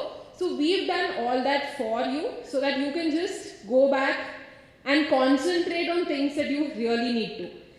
For example, let's say you're in the B2B space and you're a manufacturer, you have 100 distributors, these distributors have about 1,000 retailers each. Even this entire supply chain is digitized on the platform today, which means that you as a manufacturer can actually set customized minimum order quantities, customized credit limit, or even discounts. Okay, so that's the power of being on the digital space. I think it's a matter of everybody now trying it out. So I urge you to start doing that. Again, if you'd like to be on ONDC as well, you could do it via Telangana State Global Linker, which is powered by the government. Thank you so much. Thank you, Malvika. That was a wonderful presentation. Now I would like to invite Mr. N. Sudhir Babu, who is CEO Beamfield Tech Private Limited. Mr. Sudhir comes from a technology background. His company is working closely with MSMEs to help them get off ground once their product is market ready. And he's also currently working with startups from our government-supported incubators like T-Hub and V-Hub. Hello, everybody.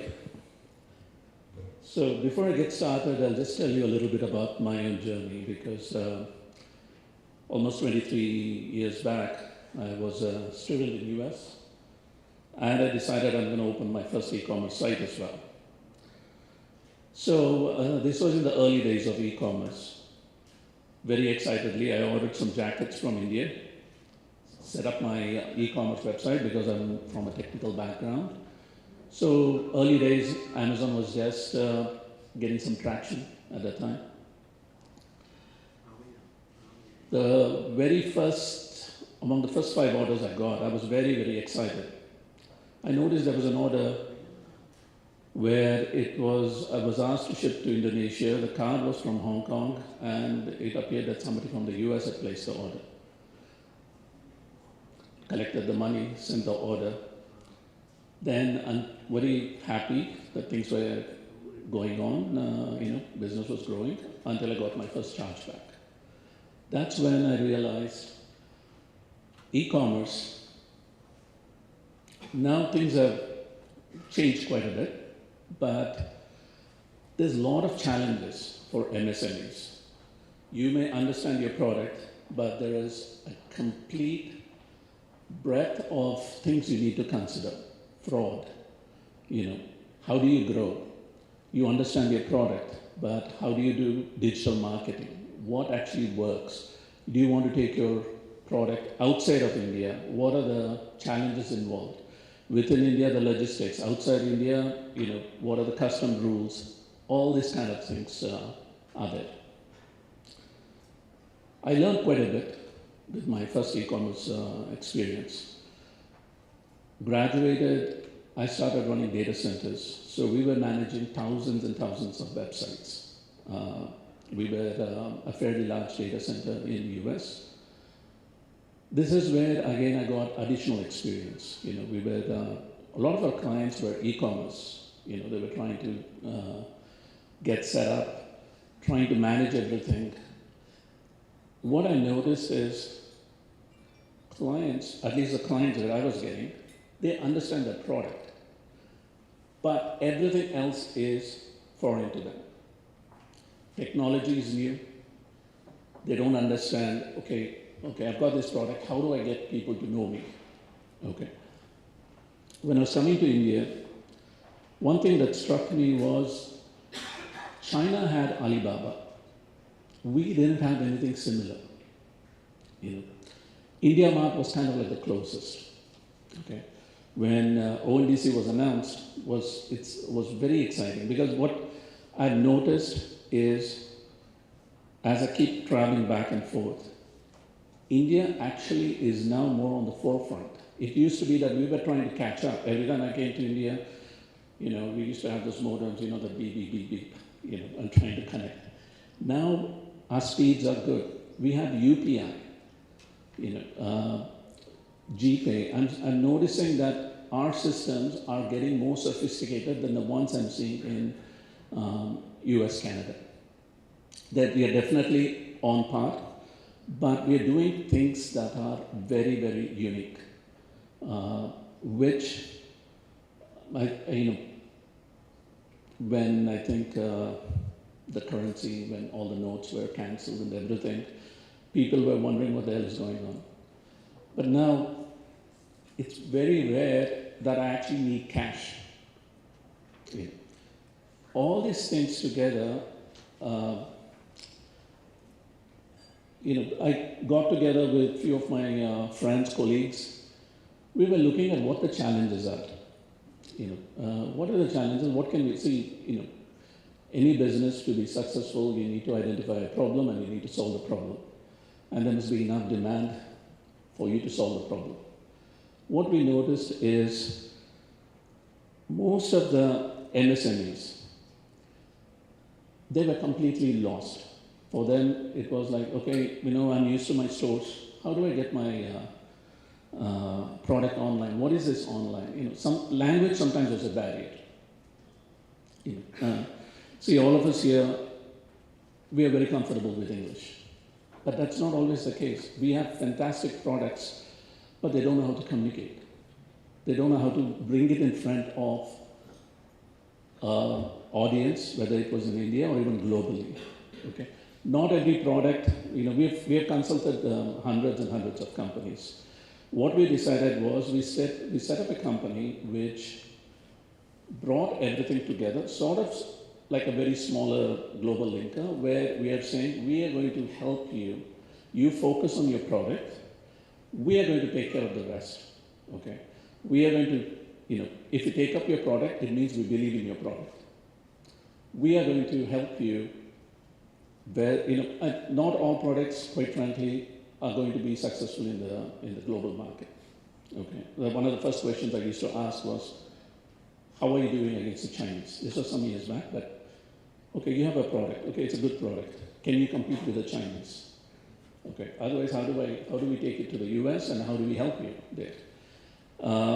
Lot of MSMEs, the problems that they're facing, first thing obviously is they understand the core technology, but sometimes they don't have money.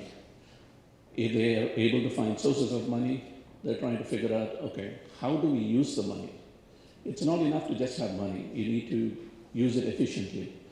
How do I set up, who's going to take care of the technology?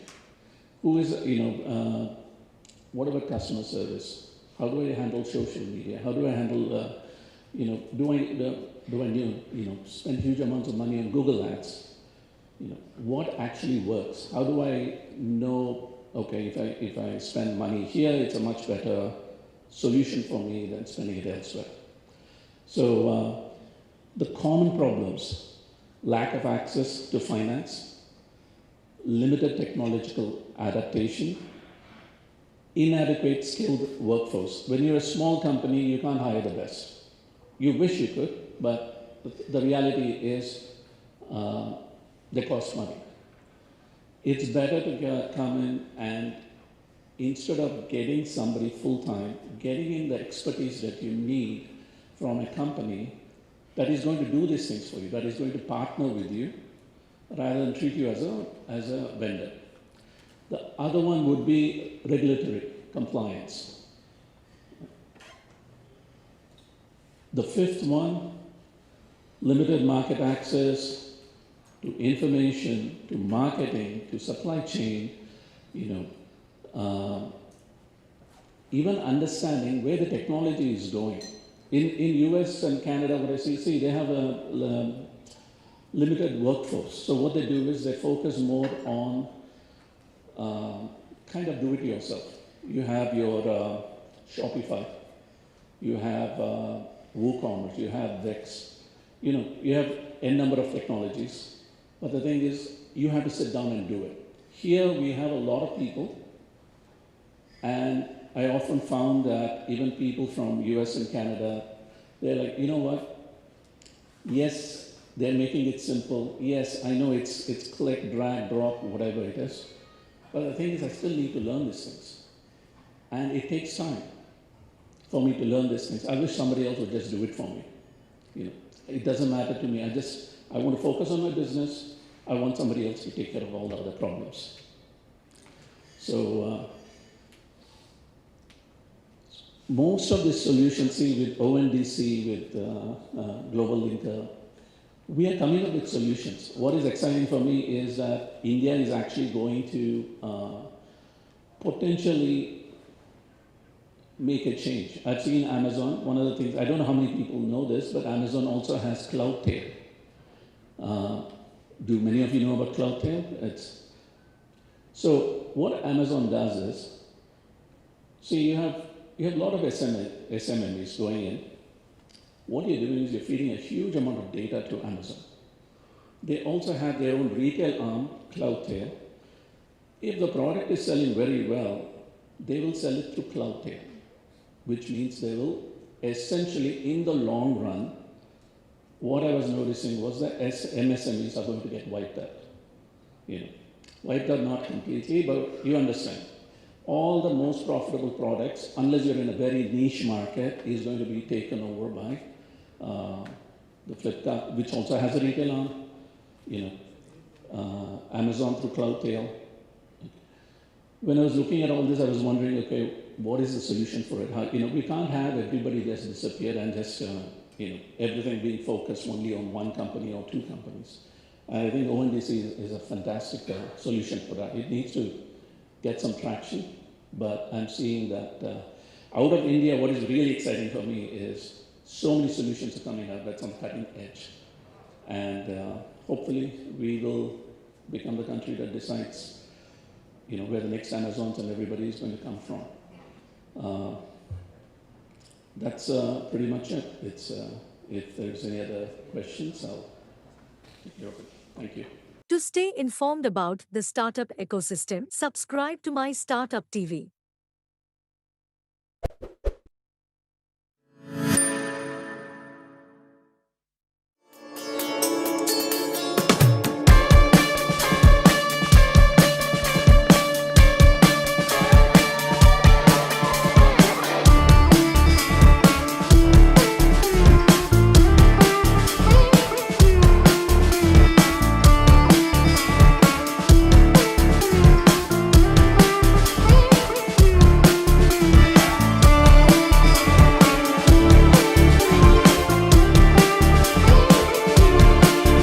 Topic for the panel discussion is artificial intelligence for the real world. I request the panelists. Krishna Chaitanya Puttugunta is a prominent figure in the world of AI-based operation management solutions for fashion and lifestyle brands. As a co-founder of Zaperio AI, he has played a pivotal role in revolutionizing the fashion industry by introducing cutting-edge technology into the creative process. With over a decade of industry experience, Krishna has been at the forefront of developing innovative solutions that empower designers and brands to harness the power of generative AI. Through Zaperio AI's platform, he has enabled designers to seamlessly create custom products and models, ushering in a new era of creative and efficiency in the fashion and lifestyle sectors. Krishna's passion for technology and his commitment to driving change within the industry make him a true visionary in the field of AI-powered AI-powered fashion management solutions. We welcome you, Krishna Chaitanya. Dr. Venugopal, our second panelist, is DGM AI/ML and working with ZF Group. Dr. Venugopal is a seasoned advanced analytics evangelist with over 18 years of experience in various industries. He's a data scientist, economist, and techno-functional consultant, known for covering business problems into analytic solutions. He specializes in manufacturing and market intelligence. Enabling organizations to excel with analytics, driven by his passion, he's established centers for excellence in disruptive technologies like AI and ML and blockchain. His expertise includes generalized linear modeling, time series modeling, and deep learning. And he's a proficient in various data science and engineering tools, including SAS, Python, big data tools like Hadoop and Hive. Currently, he serves as DGM AI/ML with ZF Group. We welcome you, Dr. Venugopal. Som Sundar, our third panelist, Som Sundar Konduri, is working as a senior director with HR BP lead. Som Sundar, you come on. You and I work in the same HR space. He works with ADP. Som Sundar holds the esteemed position of Senior Director and India in HR Business and Business Partnering, HR BP, and a lead at ADP. With an extensive background in HR, Som Sundar brings a wealth of experience in his role. He is instrumental in guiding ADP's HR strategies and initiatives in India, ensuring that they are closely aligned with the company's overpowering objectives. Som Sundar's leadership and dedication is elevating HR process to make HR practices make him a key contributor to ADP's continued success in the ADP market in India and abroad. Our fourth panelist, Amit Sharma, is the Senior Director of Data Science with Global AI Accelerator, GAIA, and a leadership team working with Ericsson. In his current role, Amit is responsible for building data-driven solutions using AI and ML technologies towards intelligent automation in the telecom domain. Prior to this, he was leading AI/ML capability for ADP in the HR/talent domain. With 24 years of experience in product development and technology leadership, Amit is extremely passionate about design, architecture, data, and loves to solve real-world problems with technology. We welcome all of you. I'm Srilata Shankar. I'll be moderating the session. I am an HR and L&D leader like Som. I have been working in various companies, banking, telecom, IT, and ITES.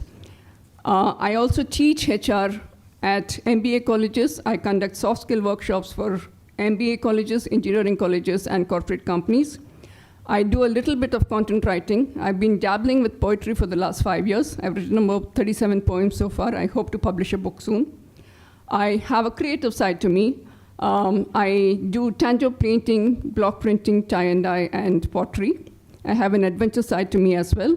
I have done bungee jumping, paragliding, zip lining, and Tarzan swing. I've added another layer to my personality recently, collaborating with ITTV Global Media. We started a leadership series talk. We've done 3 episodes so far, and I hope to interview all of you, if not all of you, at least most of you. And I hope to touch 100 episodes soon. Thank you. Can you share a specific example of an AI application in your industry that has brought significant change or value? Okay. Firstly, coming from the HR space, representing the HR fraternity, along with Lata over here, thank you for having me, first of all, amongst all the product management community. Oftentimes got tempted to move on to the product side as well. Amit knows this, some of my other fraternity people Ranjan knows this. So really glad and privileged to be here. Now, on the technology front, I may not be as an expert as all of you sitting here, but definitely on the thought process and approaches on how we can enable and facilitate some of these things as a culture across amongst all the employees in the organization is where my expertise lies in. So coming to the question on what we have done in the space, it's the buzzword right now. But first and foremost, I want to give the context again is we may have a lot of knowledge and expertise with us, each one of us brings to the table, but do we showcase all of it for the reason of showing it or to really solve some real problems? So for us at ADP, it's majorly the whole strategy is towards client being a North Star for us. as you know, how do we look at the experiences itself for that matter? What are we delivering for them, right? Ramesh spoke about the experiences of Apple, etc. That was the North Star for them. Functionality, capabilities, we may have all of that, but what are we trying to address? So in that light, keeping that particular aspect in mind, how can we enable and provide better experience for your clients? One of the examples I can share is we have something called as chat summarization. This is something that in one of the products, a lot of our client service reps receive calls, they have to take case notes. It's a manual, tedious process. However, we have lately integrated that. We have integrated the Gen AI into the systems wherein they can focus taking the calls and provide those insightful expertise while addressing their problems and not worry about taking notes, right? The Gen AI tool just captures all the information, summarizes, and it's bye-bye case notes. So that's a major achievement. Imagine the amount of work it saves for the client service reps in providing and just being focused on the call when they take in resoluting, providing resolutions for people who are calling us. So that's one of the examples, at least in the coming from the HCM space, being a HR practitioner, a real life example that we can talk about on the strides that we have already taken at ADP. Right. I move on to you. What are some unique challenges your industry faces when implementing AI, and how are these being addressed? Sure, thanks Lata, and thanks for having me, guys. You've worked with ADP for so long that each one of you, I think I can connect with most of you anyways, and happy to be here, so thanks for that. And for the last 4 years, I've been working in telecom domain. Since you guys are abundantly aware of the problems in HR, I'll talk about the telecom domain where we have been trying to and been successful at applying some of the AI solutions. But to her question about what are the challenges faced, let me tell you the problem in the first place, because otherwise I cannot express the challenge contextually. So the problem we are solving are in the sense energy and sustainability. Energy management is a big deal. Nowadays, as we roll out 5G, the problem is these are power hungry devices. To serve better, to give you the bandwidth, like 1 Gbps per user kind of a bandwidth throughput, all of it requires a lot of power consumption. And those cell towers you see and those rectangular antennas tilting like a 120-degree angle, those are actually today the ones that connect to you, talk to you like several times in a single millisecond. To be able to do that, it hogs a lot of energy. And to be able to manage that energy, they have these things called sleep modes. So to be able to turn on the sleep mode or turn it off at the right time, depending on the expected traffic or the current traffic, in a way that reduces the energy footprint, but at the same time does not take away the optimal delivery of quality of service should there be a change in the frequency of people, number of people. So all of this takes a lot of computing, and that's what AI is there to solve.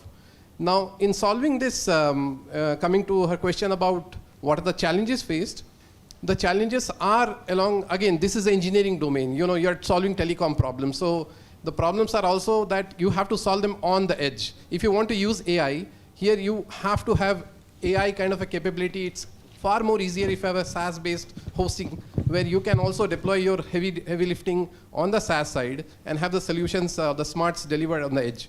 But here you have to make a millisecond, microsecond-based decision. So putting it all on the embedded, space is where the challenges lie from a hardware and point of view. From a software and the compute point of view, the amount of data is humongous. And with 5G, as you know, is a higher, a millimeter wave, so a higher frequency kind of a communication carrier. So what happens is with higher frequency, the kind of range that gets reduced. You all know the AM radios used to have like countrywide ranges, while FMs have citywide. And 5G has a few hundred meters, whereas 4G goes in the 2-kilometer range. So because it gets absorbed so fast, there are far more towers and far more these devices which need to now talk to each other, and far more data than ever. So if the data plane gets used by its own bandwidth in order to manage itself, that is going to be a big challenge. So apart from putting things into embedded, we also deal with this handling. How can we minimize the data transfer for managing the network itself in an intelligent way, yet provide the optimal energy consumption and quality of service to the end user? Some of the examples, there are so many I could talk all day, but I'll just hand it over to my colleagues now. Thank you. Dr. Venugopal, moving on to you. In view of in your view, what are the gaps between the potential of AI and its current real-world impact? As I said, first of all, I want to define what is AI, okay? AI in a nutshell is called a paradigm, okay? So everything starts with data, okay? You have a data, and then the data has to be used for your decision making. So in the process, the first and foremost step is data management. You don't get cleaned data like what you get a textbook data kind of thing. So the first and foremost thing is the data which has to be managed, okay? And the managed data, we need to generate an insights. So there's a data management, then we need to use it for insight generation, then the whole process has to be automated. So this process of automation is basically, most of the processes are messy, and most of the processes are kind of where we do a lot of human intervention, and then we tend to see a lot of mistakes. Then the third and important point is in automation side of it. Then the fourth point here is, once you have that, you should also have a predictability of the data. The data what you have should able to predict something in the future, or it can predict if it is a time series kind of thing, we can predict a future, or if it is a cross-sectional kind of thing, we can use the next happening event across the similarity kind of stuff. And once you have a predictability, that predictability should lead to a concept called, what you call it as, it has to use for a decision making. So if you put all these 5 things together, I call it as a paradigm, okay? Predicting, okay? And then using for results orientation, and then it will be used for all these 5 things will put as a PAIA RIDAM, okay? So that's the AI is. And if you ask the particular question about what are the real life use cases of AI, so there are 2 aspects of AI, okay? And this is a context of product management. So there are 2 concepts again here. The first concept is AI product manager and using AI in product management or product development, okay? How can you use, what is the difference between AI product manager and regular product manager?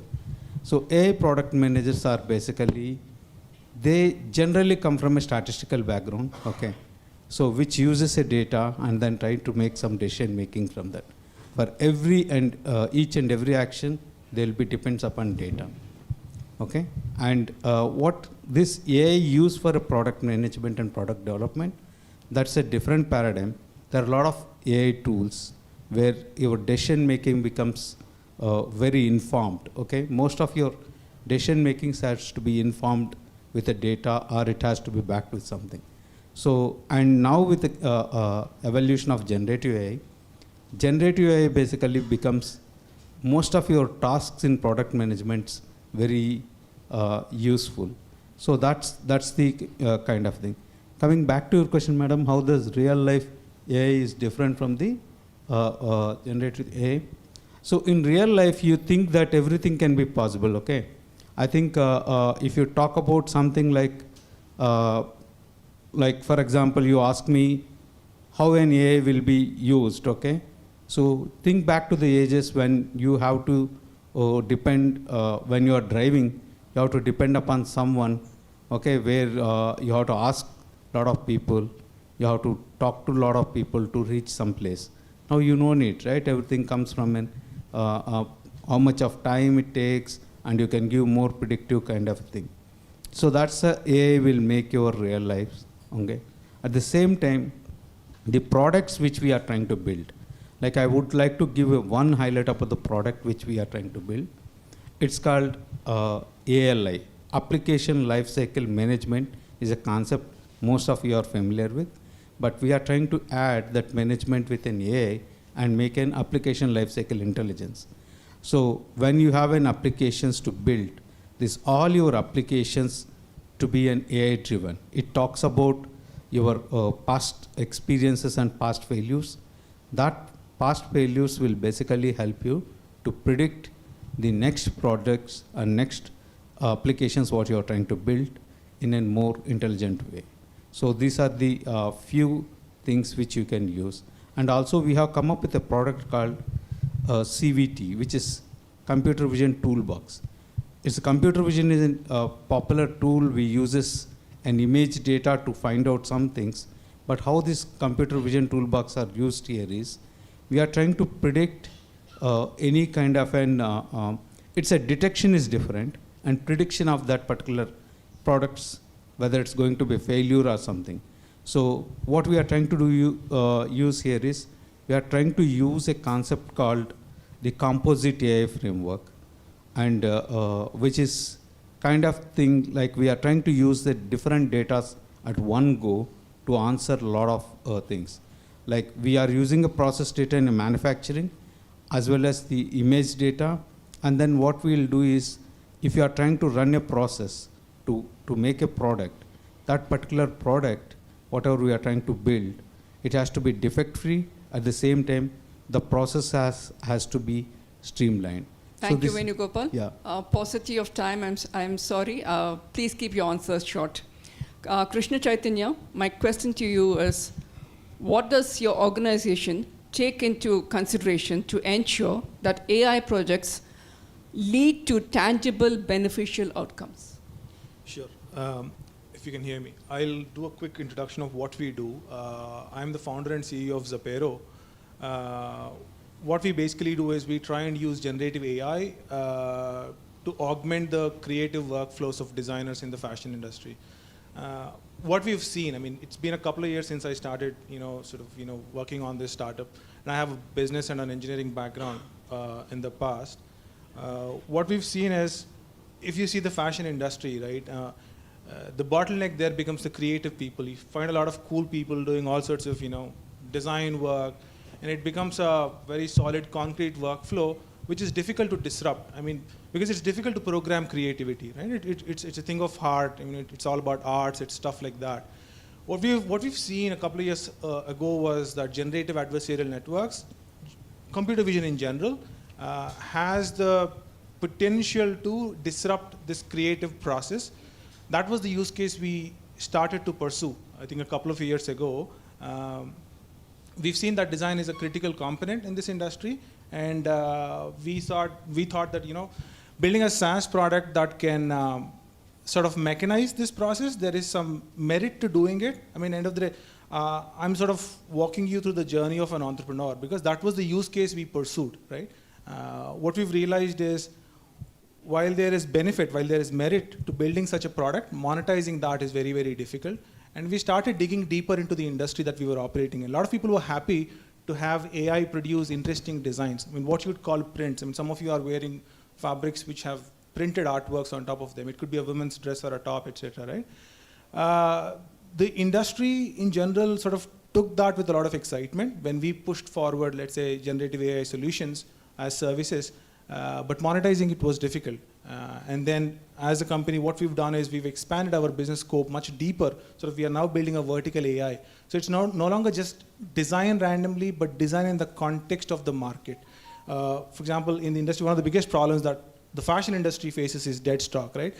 There's a lot of hue and cry about the industry being one of the biggest polluters, right? There's a lot of fabric being used up that's not being consumed, that finds its way into landfills, etc. Sustainability is a big problem in the industry.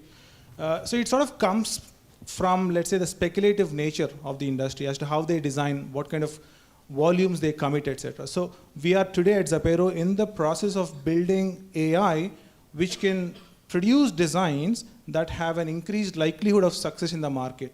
Right now, we are sort of bringing a scientific approach to sort of committing fabric and garments. So the idea is to, as a company, make a dent in those dead stocks and sort of improve the profitability of the brands, etc. Right? Thank you. My creative side perked me up, and I will take it offline with you to understand more about the creativity. Definitely. Amit, moving on to you. At Ericsson, what makes AI more accountable, accessible, and understandable for non-experts?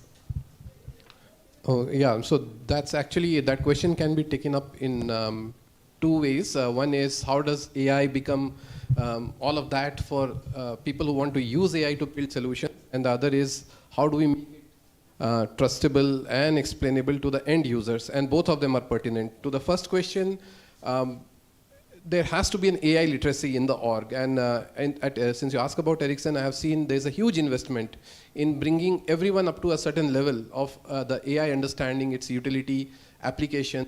Because unless we are there, there is always this either a Terminator view of AI, maybe this mic's waxing and waning, as they call it in telecom. So basically, training and a lot of this workshops to be able to lift off the entire Ericsson as an organization to a level where everyone gets it. But now the people who solve it definitely go through the next level of understanding, and there's a constant learning in today's world that has to be there to make such things feasible. And obviously there has to be a research angle to everything an organization does, in AI at least, one who's figuring out what is possible and the other who's actually doing it there and now. So the engineering part, where me and my team are. So we have a huge research team, and then we have this Gaia team, the Global AI Accelerator team, a bunch of data scientists, engineers, and product managers who work together to realize those AI visions from a feasibility study into the production view. To the second part about explainability, trustworthy AI, reliable AI, explainable AI is like no more a wishful thinking, it is an ask. And given the privacy and the GDPR constraints about how's your AI telling something, what is the action I need to take, even from an actionability, accountability standpoint, these are becoming almost like a essential ask in every solution we give. So nowadays we have started thinking about this aspect right from the day we start building the solution. And sometimes, even if it comes at a cost of a little lesser accuracy, we prefer the simpler and more explainable models, because as they call it the Occam's razor, we go for a simpler solution, even if it means a little, dent in the level of accuracy. At the same time, one more thing we do is to build the trust in the client, we have to have the expectations set right. Many times product managers will find themselves promising the world, curing cancer and whatnot through AI. So that's where we have to set the right expectations and say that what works, it's a probabilistic thing. It will not work every time. But over a period of time, we promise you this kind of a ROI. For example, if we are into predicting a server failure, over a period of time, we'll save you 60% of your revenues or the cost that goes into fixing, because we will be providing predictive maintenance. Last but not least, UX, which even from my experience in ADP into building the AI products and in Ericsson, we have to keep it simple. Sometimes we get overwhelmed and just throw in all the gauges and meters and whatnots into the UI. The users don't need it. They just need to know as much as they need to know. So exploratory, analysis is what they need to find out, and progressive disclosure, like we call it in the UX parlance, right? So that's what we follow. So I'll stop here. Right. So moving on to the HR space, which both of us belong to, how is AI being used in ADP to improve the management and development of human capital, and what is the impact that you have observed on an employee's growth and productivity?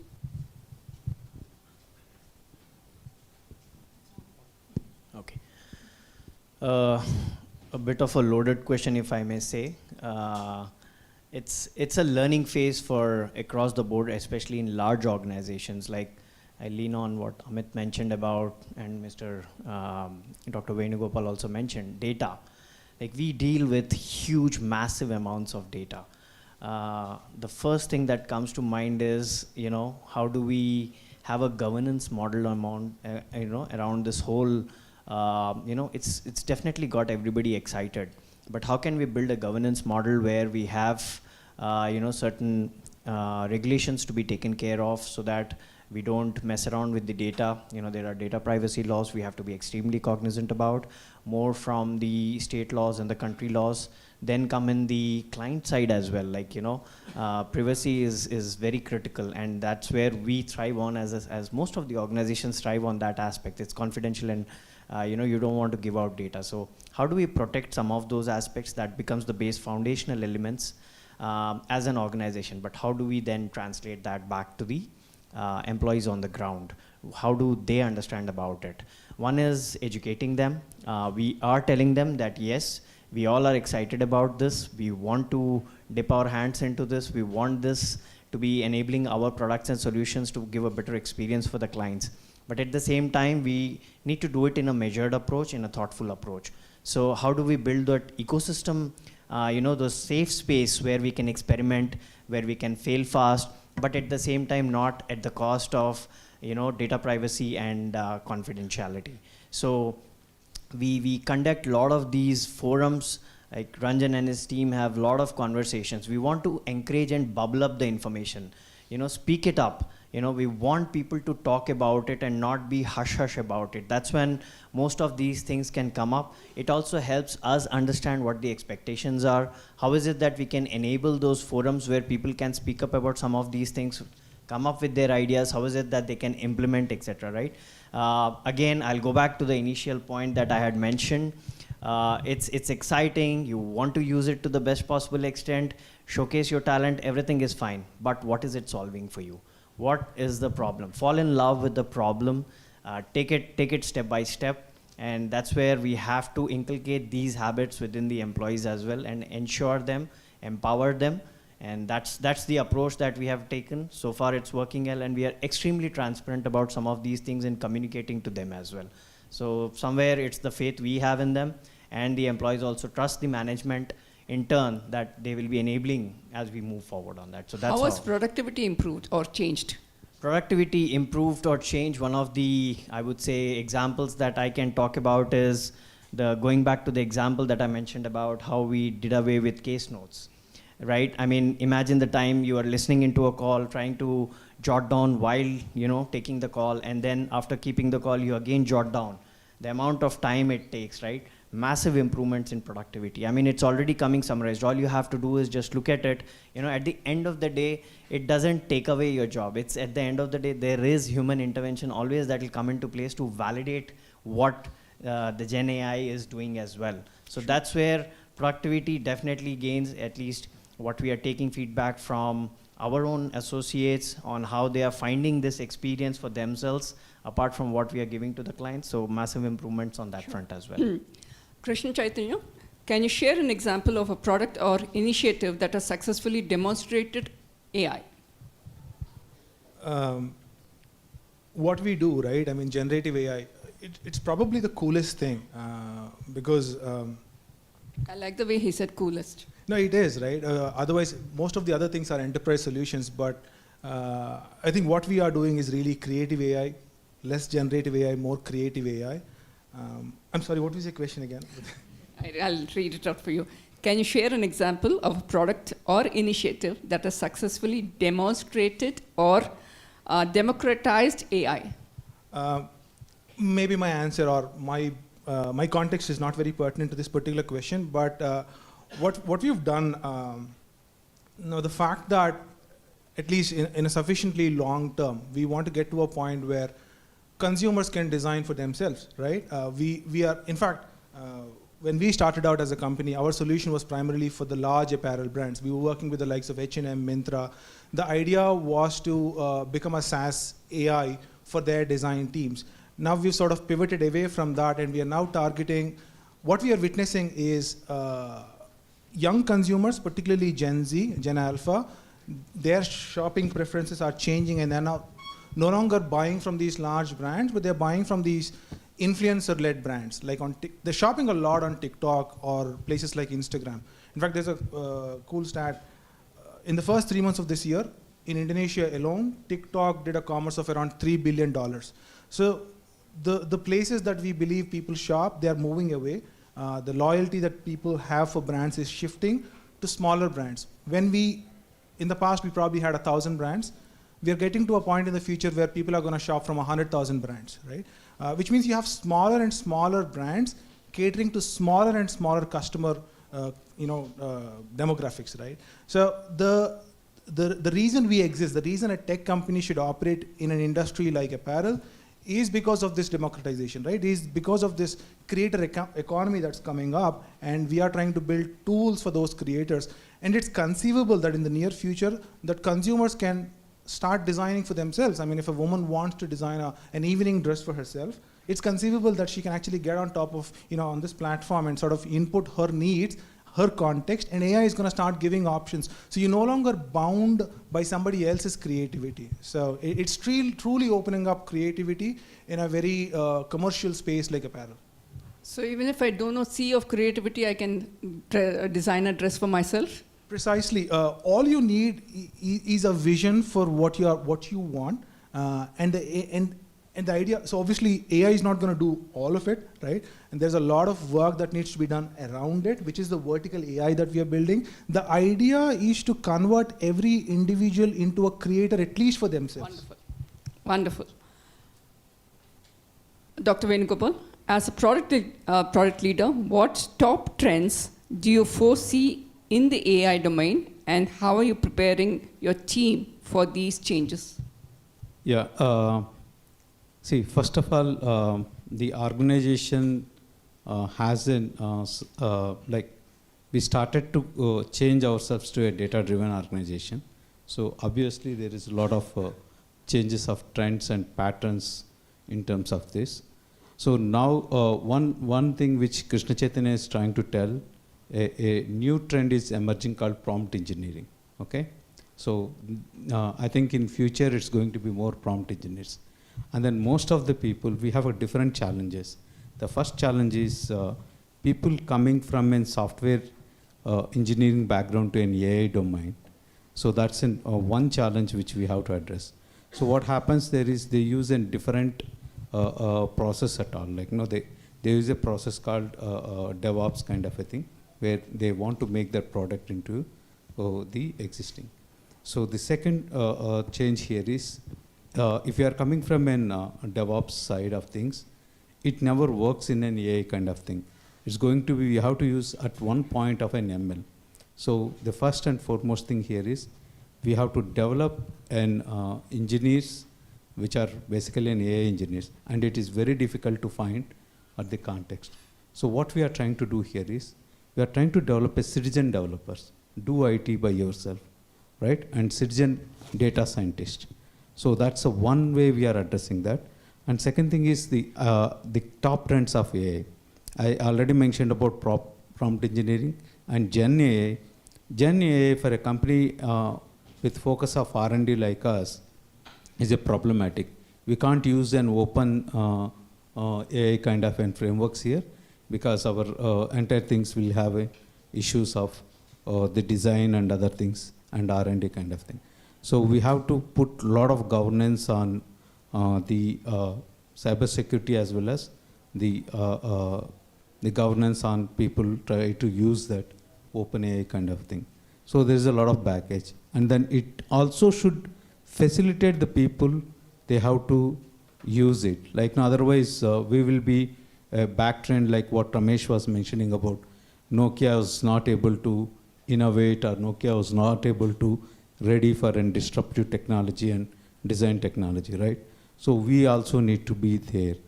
So what we are trying to do is, we are trying to use use cases which we have developed, and then we are trying to use the use cases which we are trying to use for our own purpose.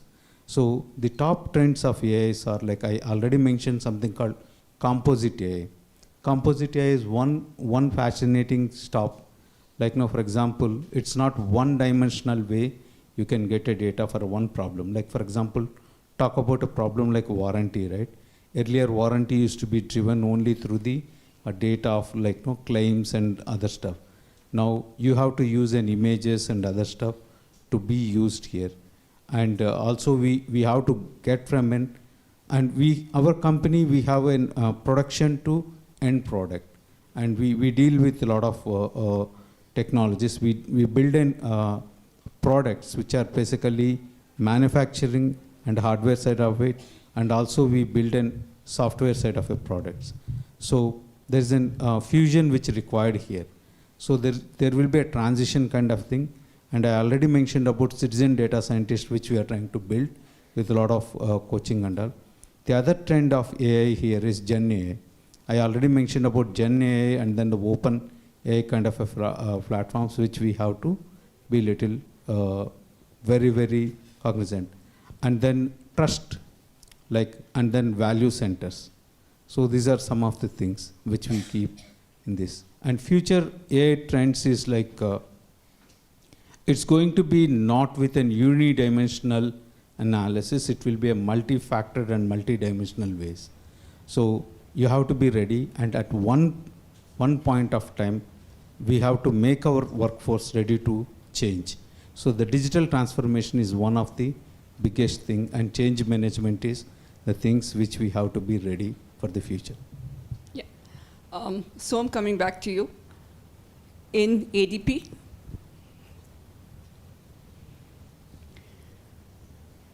what is, from the HR space again, as we increasingly incorporate AI into our workplaces, what strategies can be employed to ensure that human skills and talents remain in the forefront of value creation? My second question is, how can AI be used to augment rather than replace human capabilities? Value creation. So one example I can quote is how, we have a product called Role. Recently, it's something that has been, Role has been rolled out. And it addresses a market where, it's completely digital. There's minimal involvement. You just roll it out to the clients and, it's taken care. It's a conversational user interface, basically, right? So imagine where there are large products that need to be implemented, the amount of life cycle that from an implementation standpoint that you have to go to versus something like so simple that you just implement it quickly and then there is no maintenance needed, etc. So that is more from a value creation of how quickly it can be deployed to clients, how it starts learning immediately and it can answer completely, right? It's not about just somewhere. I remember Mr. Ramesh talking about chat interface where policies, if you have to look at it and it can give you the policy. But however, within the policy, if you have further deeper questions, who, what, why, where, this particular product of ours, it kind of addresses those aspects as well. So how did we get there? That is the second phase where, again, Gen AI, it's like a child. We are the people as human beings and practitioners who have to teach that. Unless it can only be as intelligent as the number of, it's an iteration process. Just like a kid tries to walk, run, and other things, behave.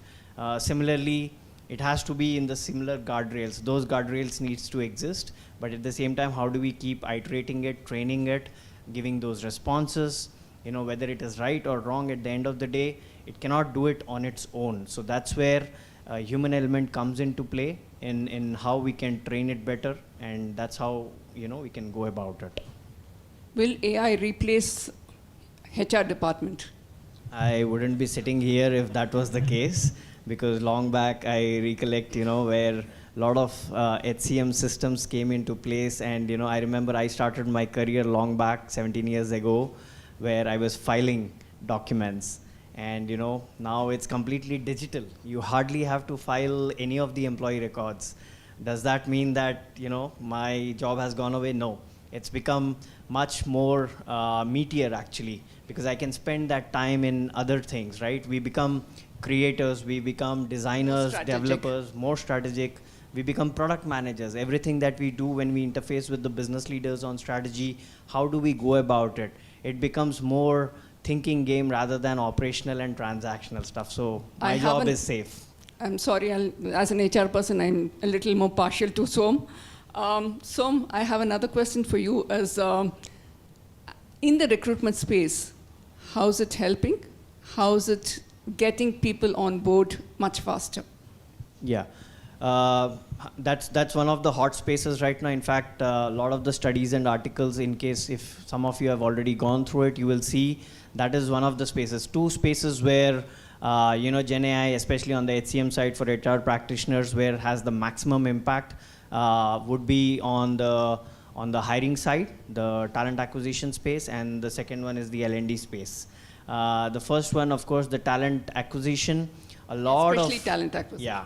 a lot of churn goes on, you have to sift through so many profiles.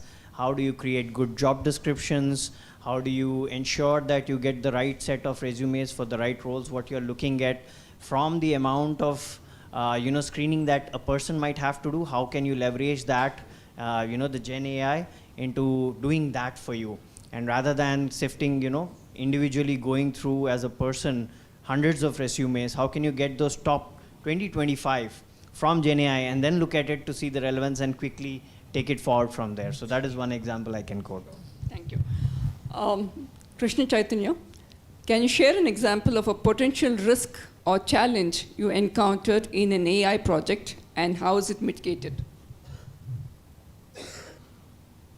People talk about the risk AI poses to humanity, and I suppose most of the imagery is around nuclear war, or it's gonna weaponized AI sort of killing people and stuff like that, all that dystopian future. I suppose it is much simpler. AI's risks or to the society are probably more around manipulation of information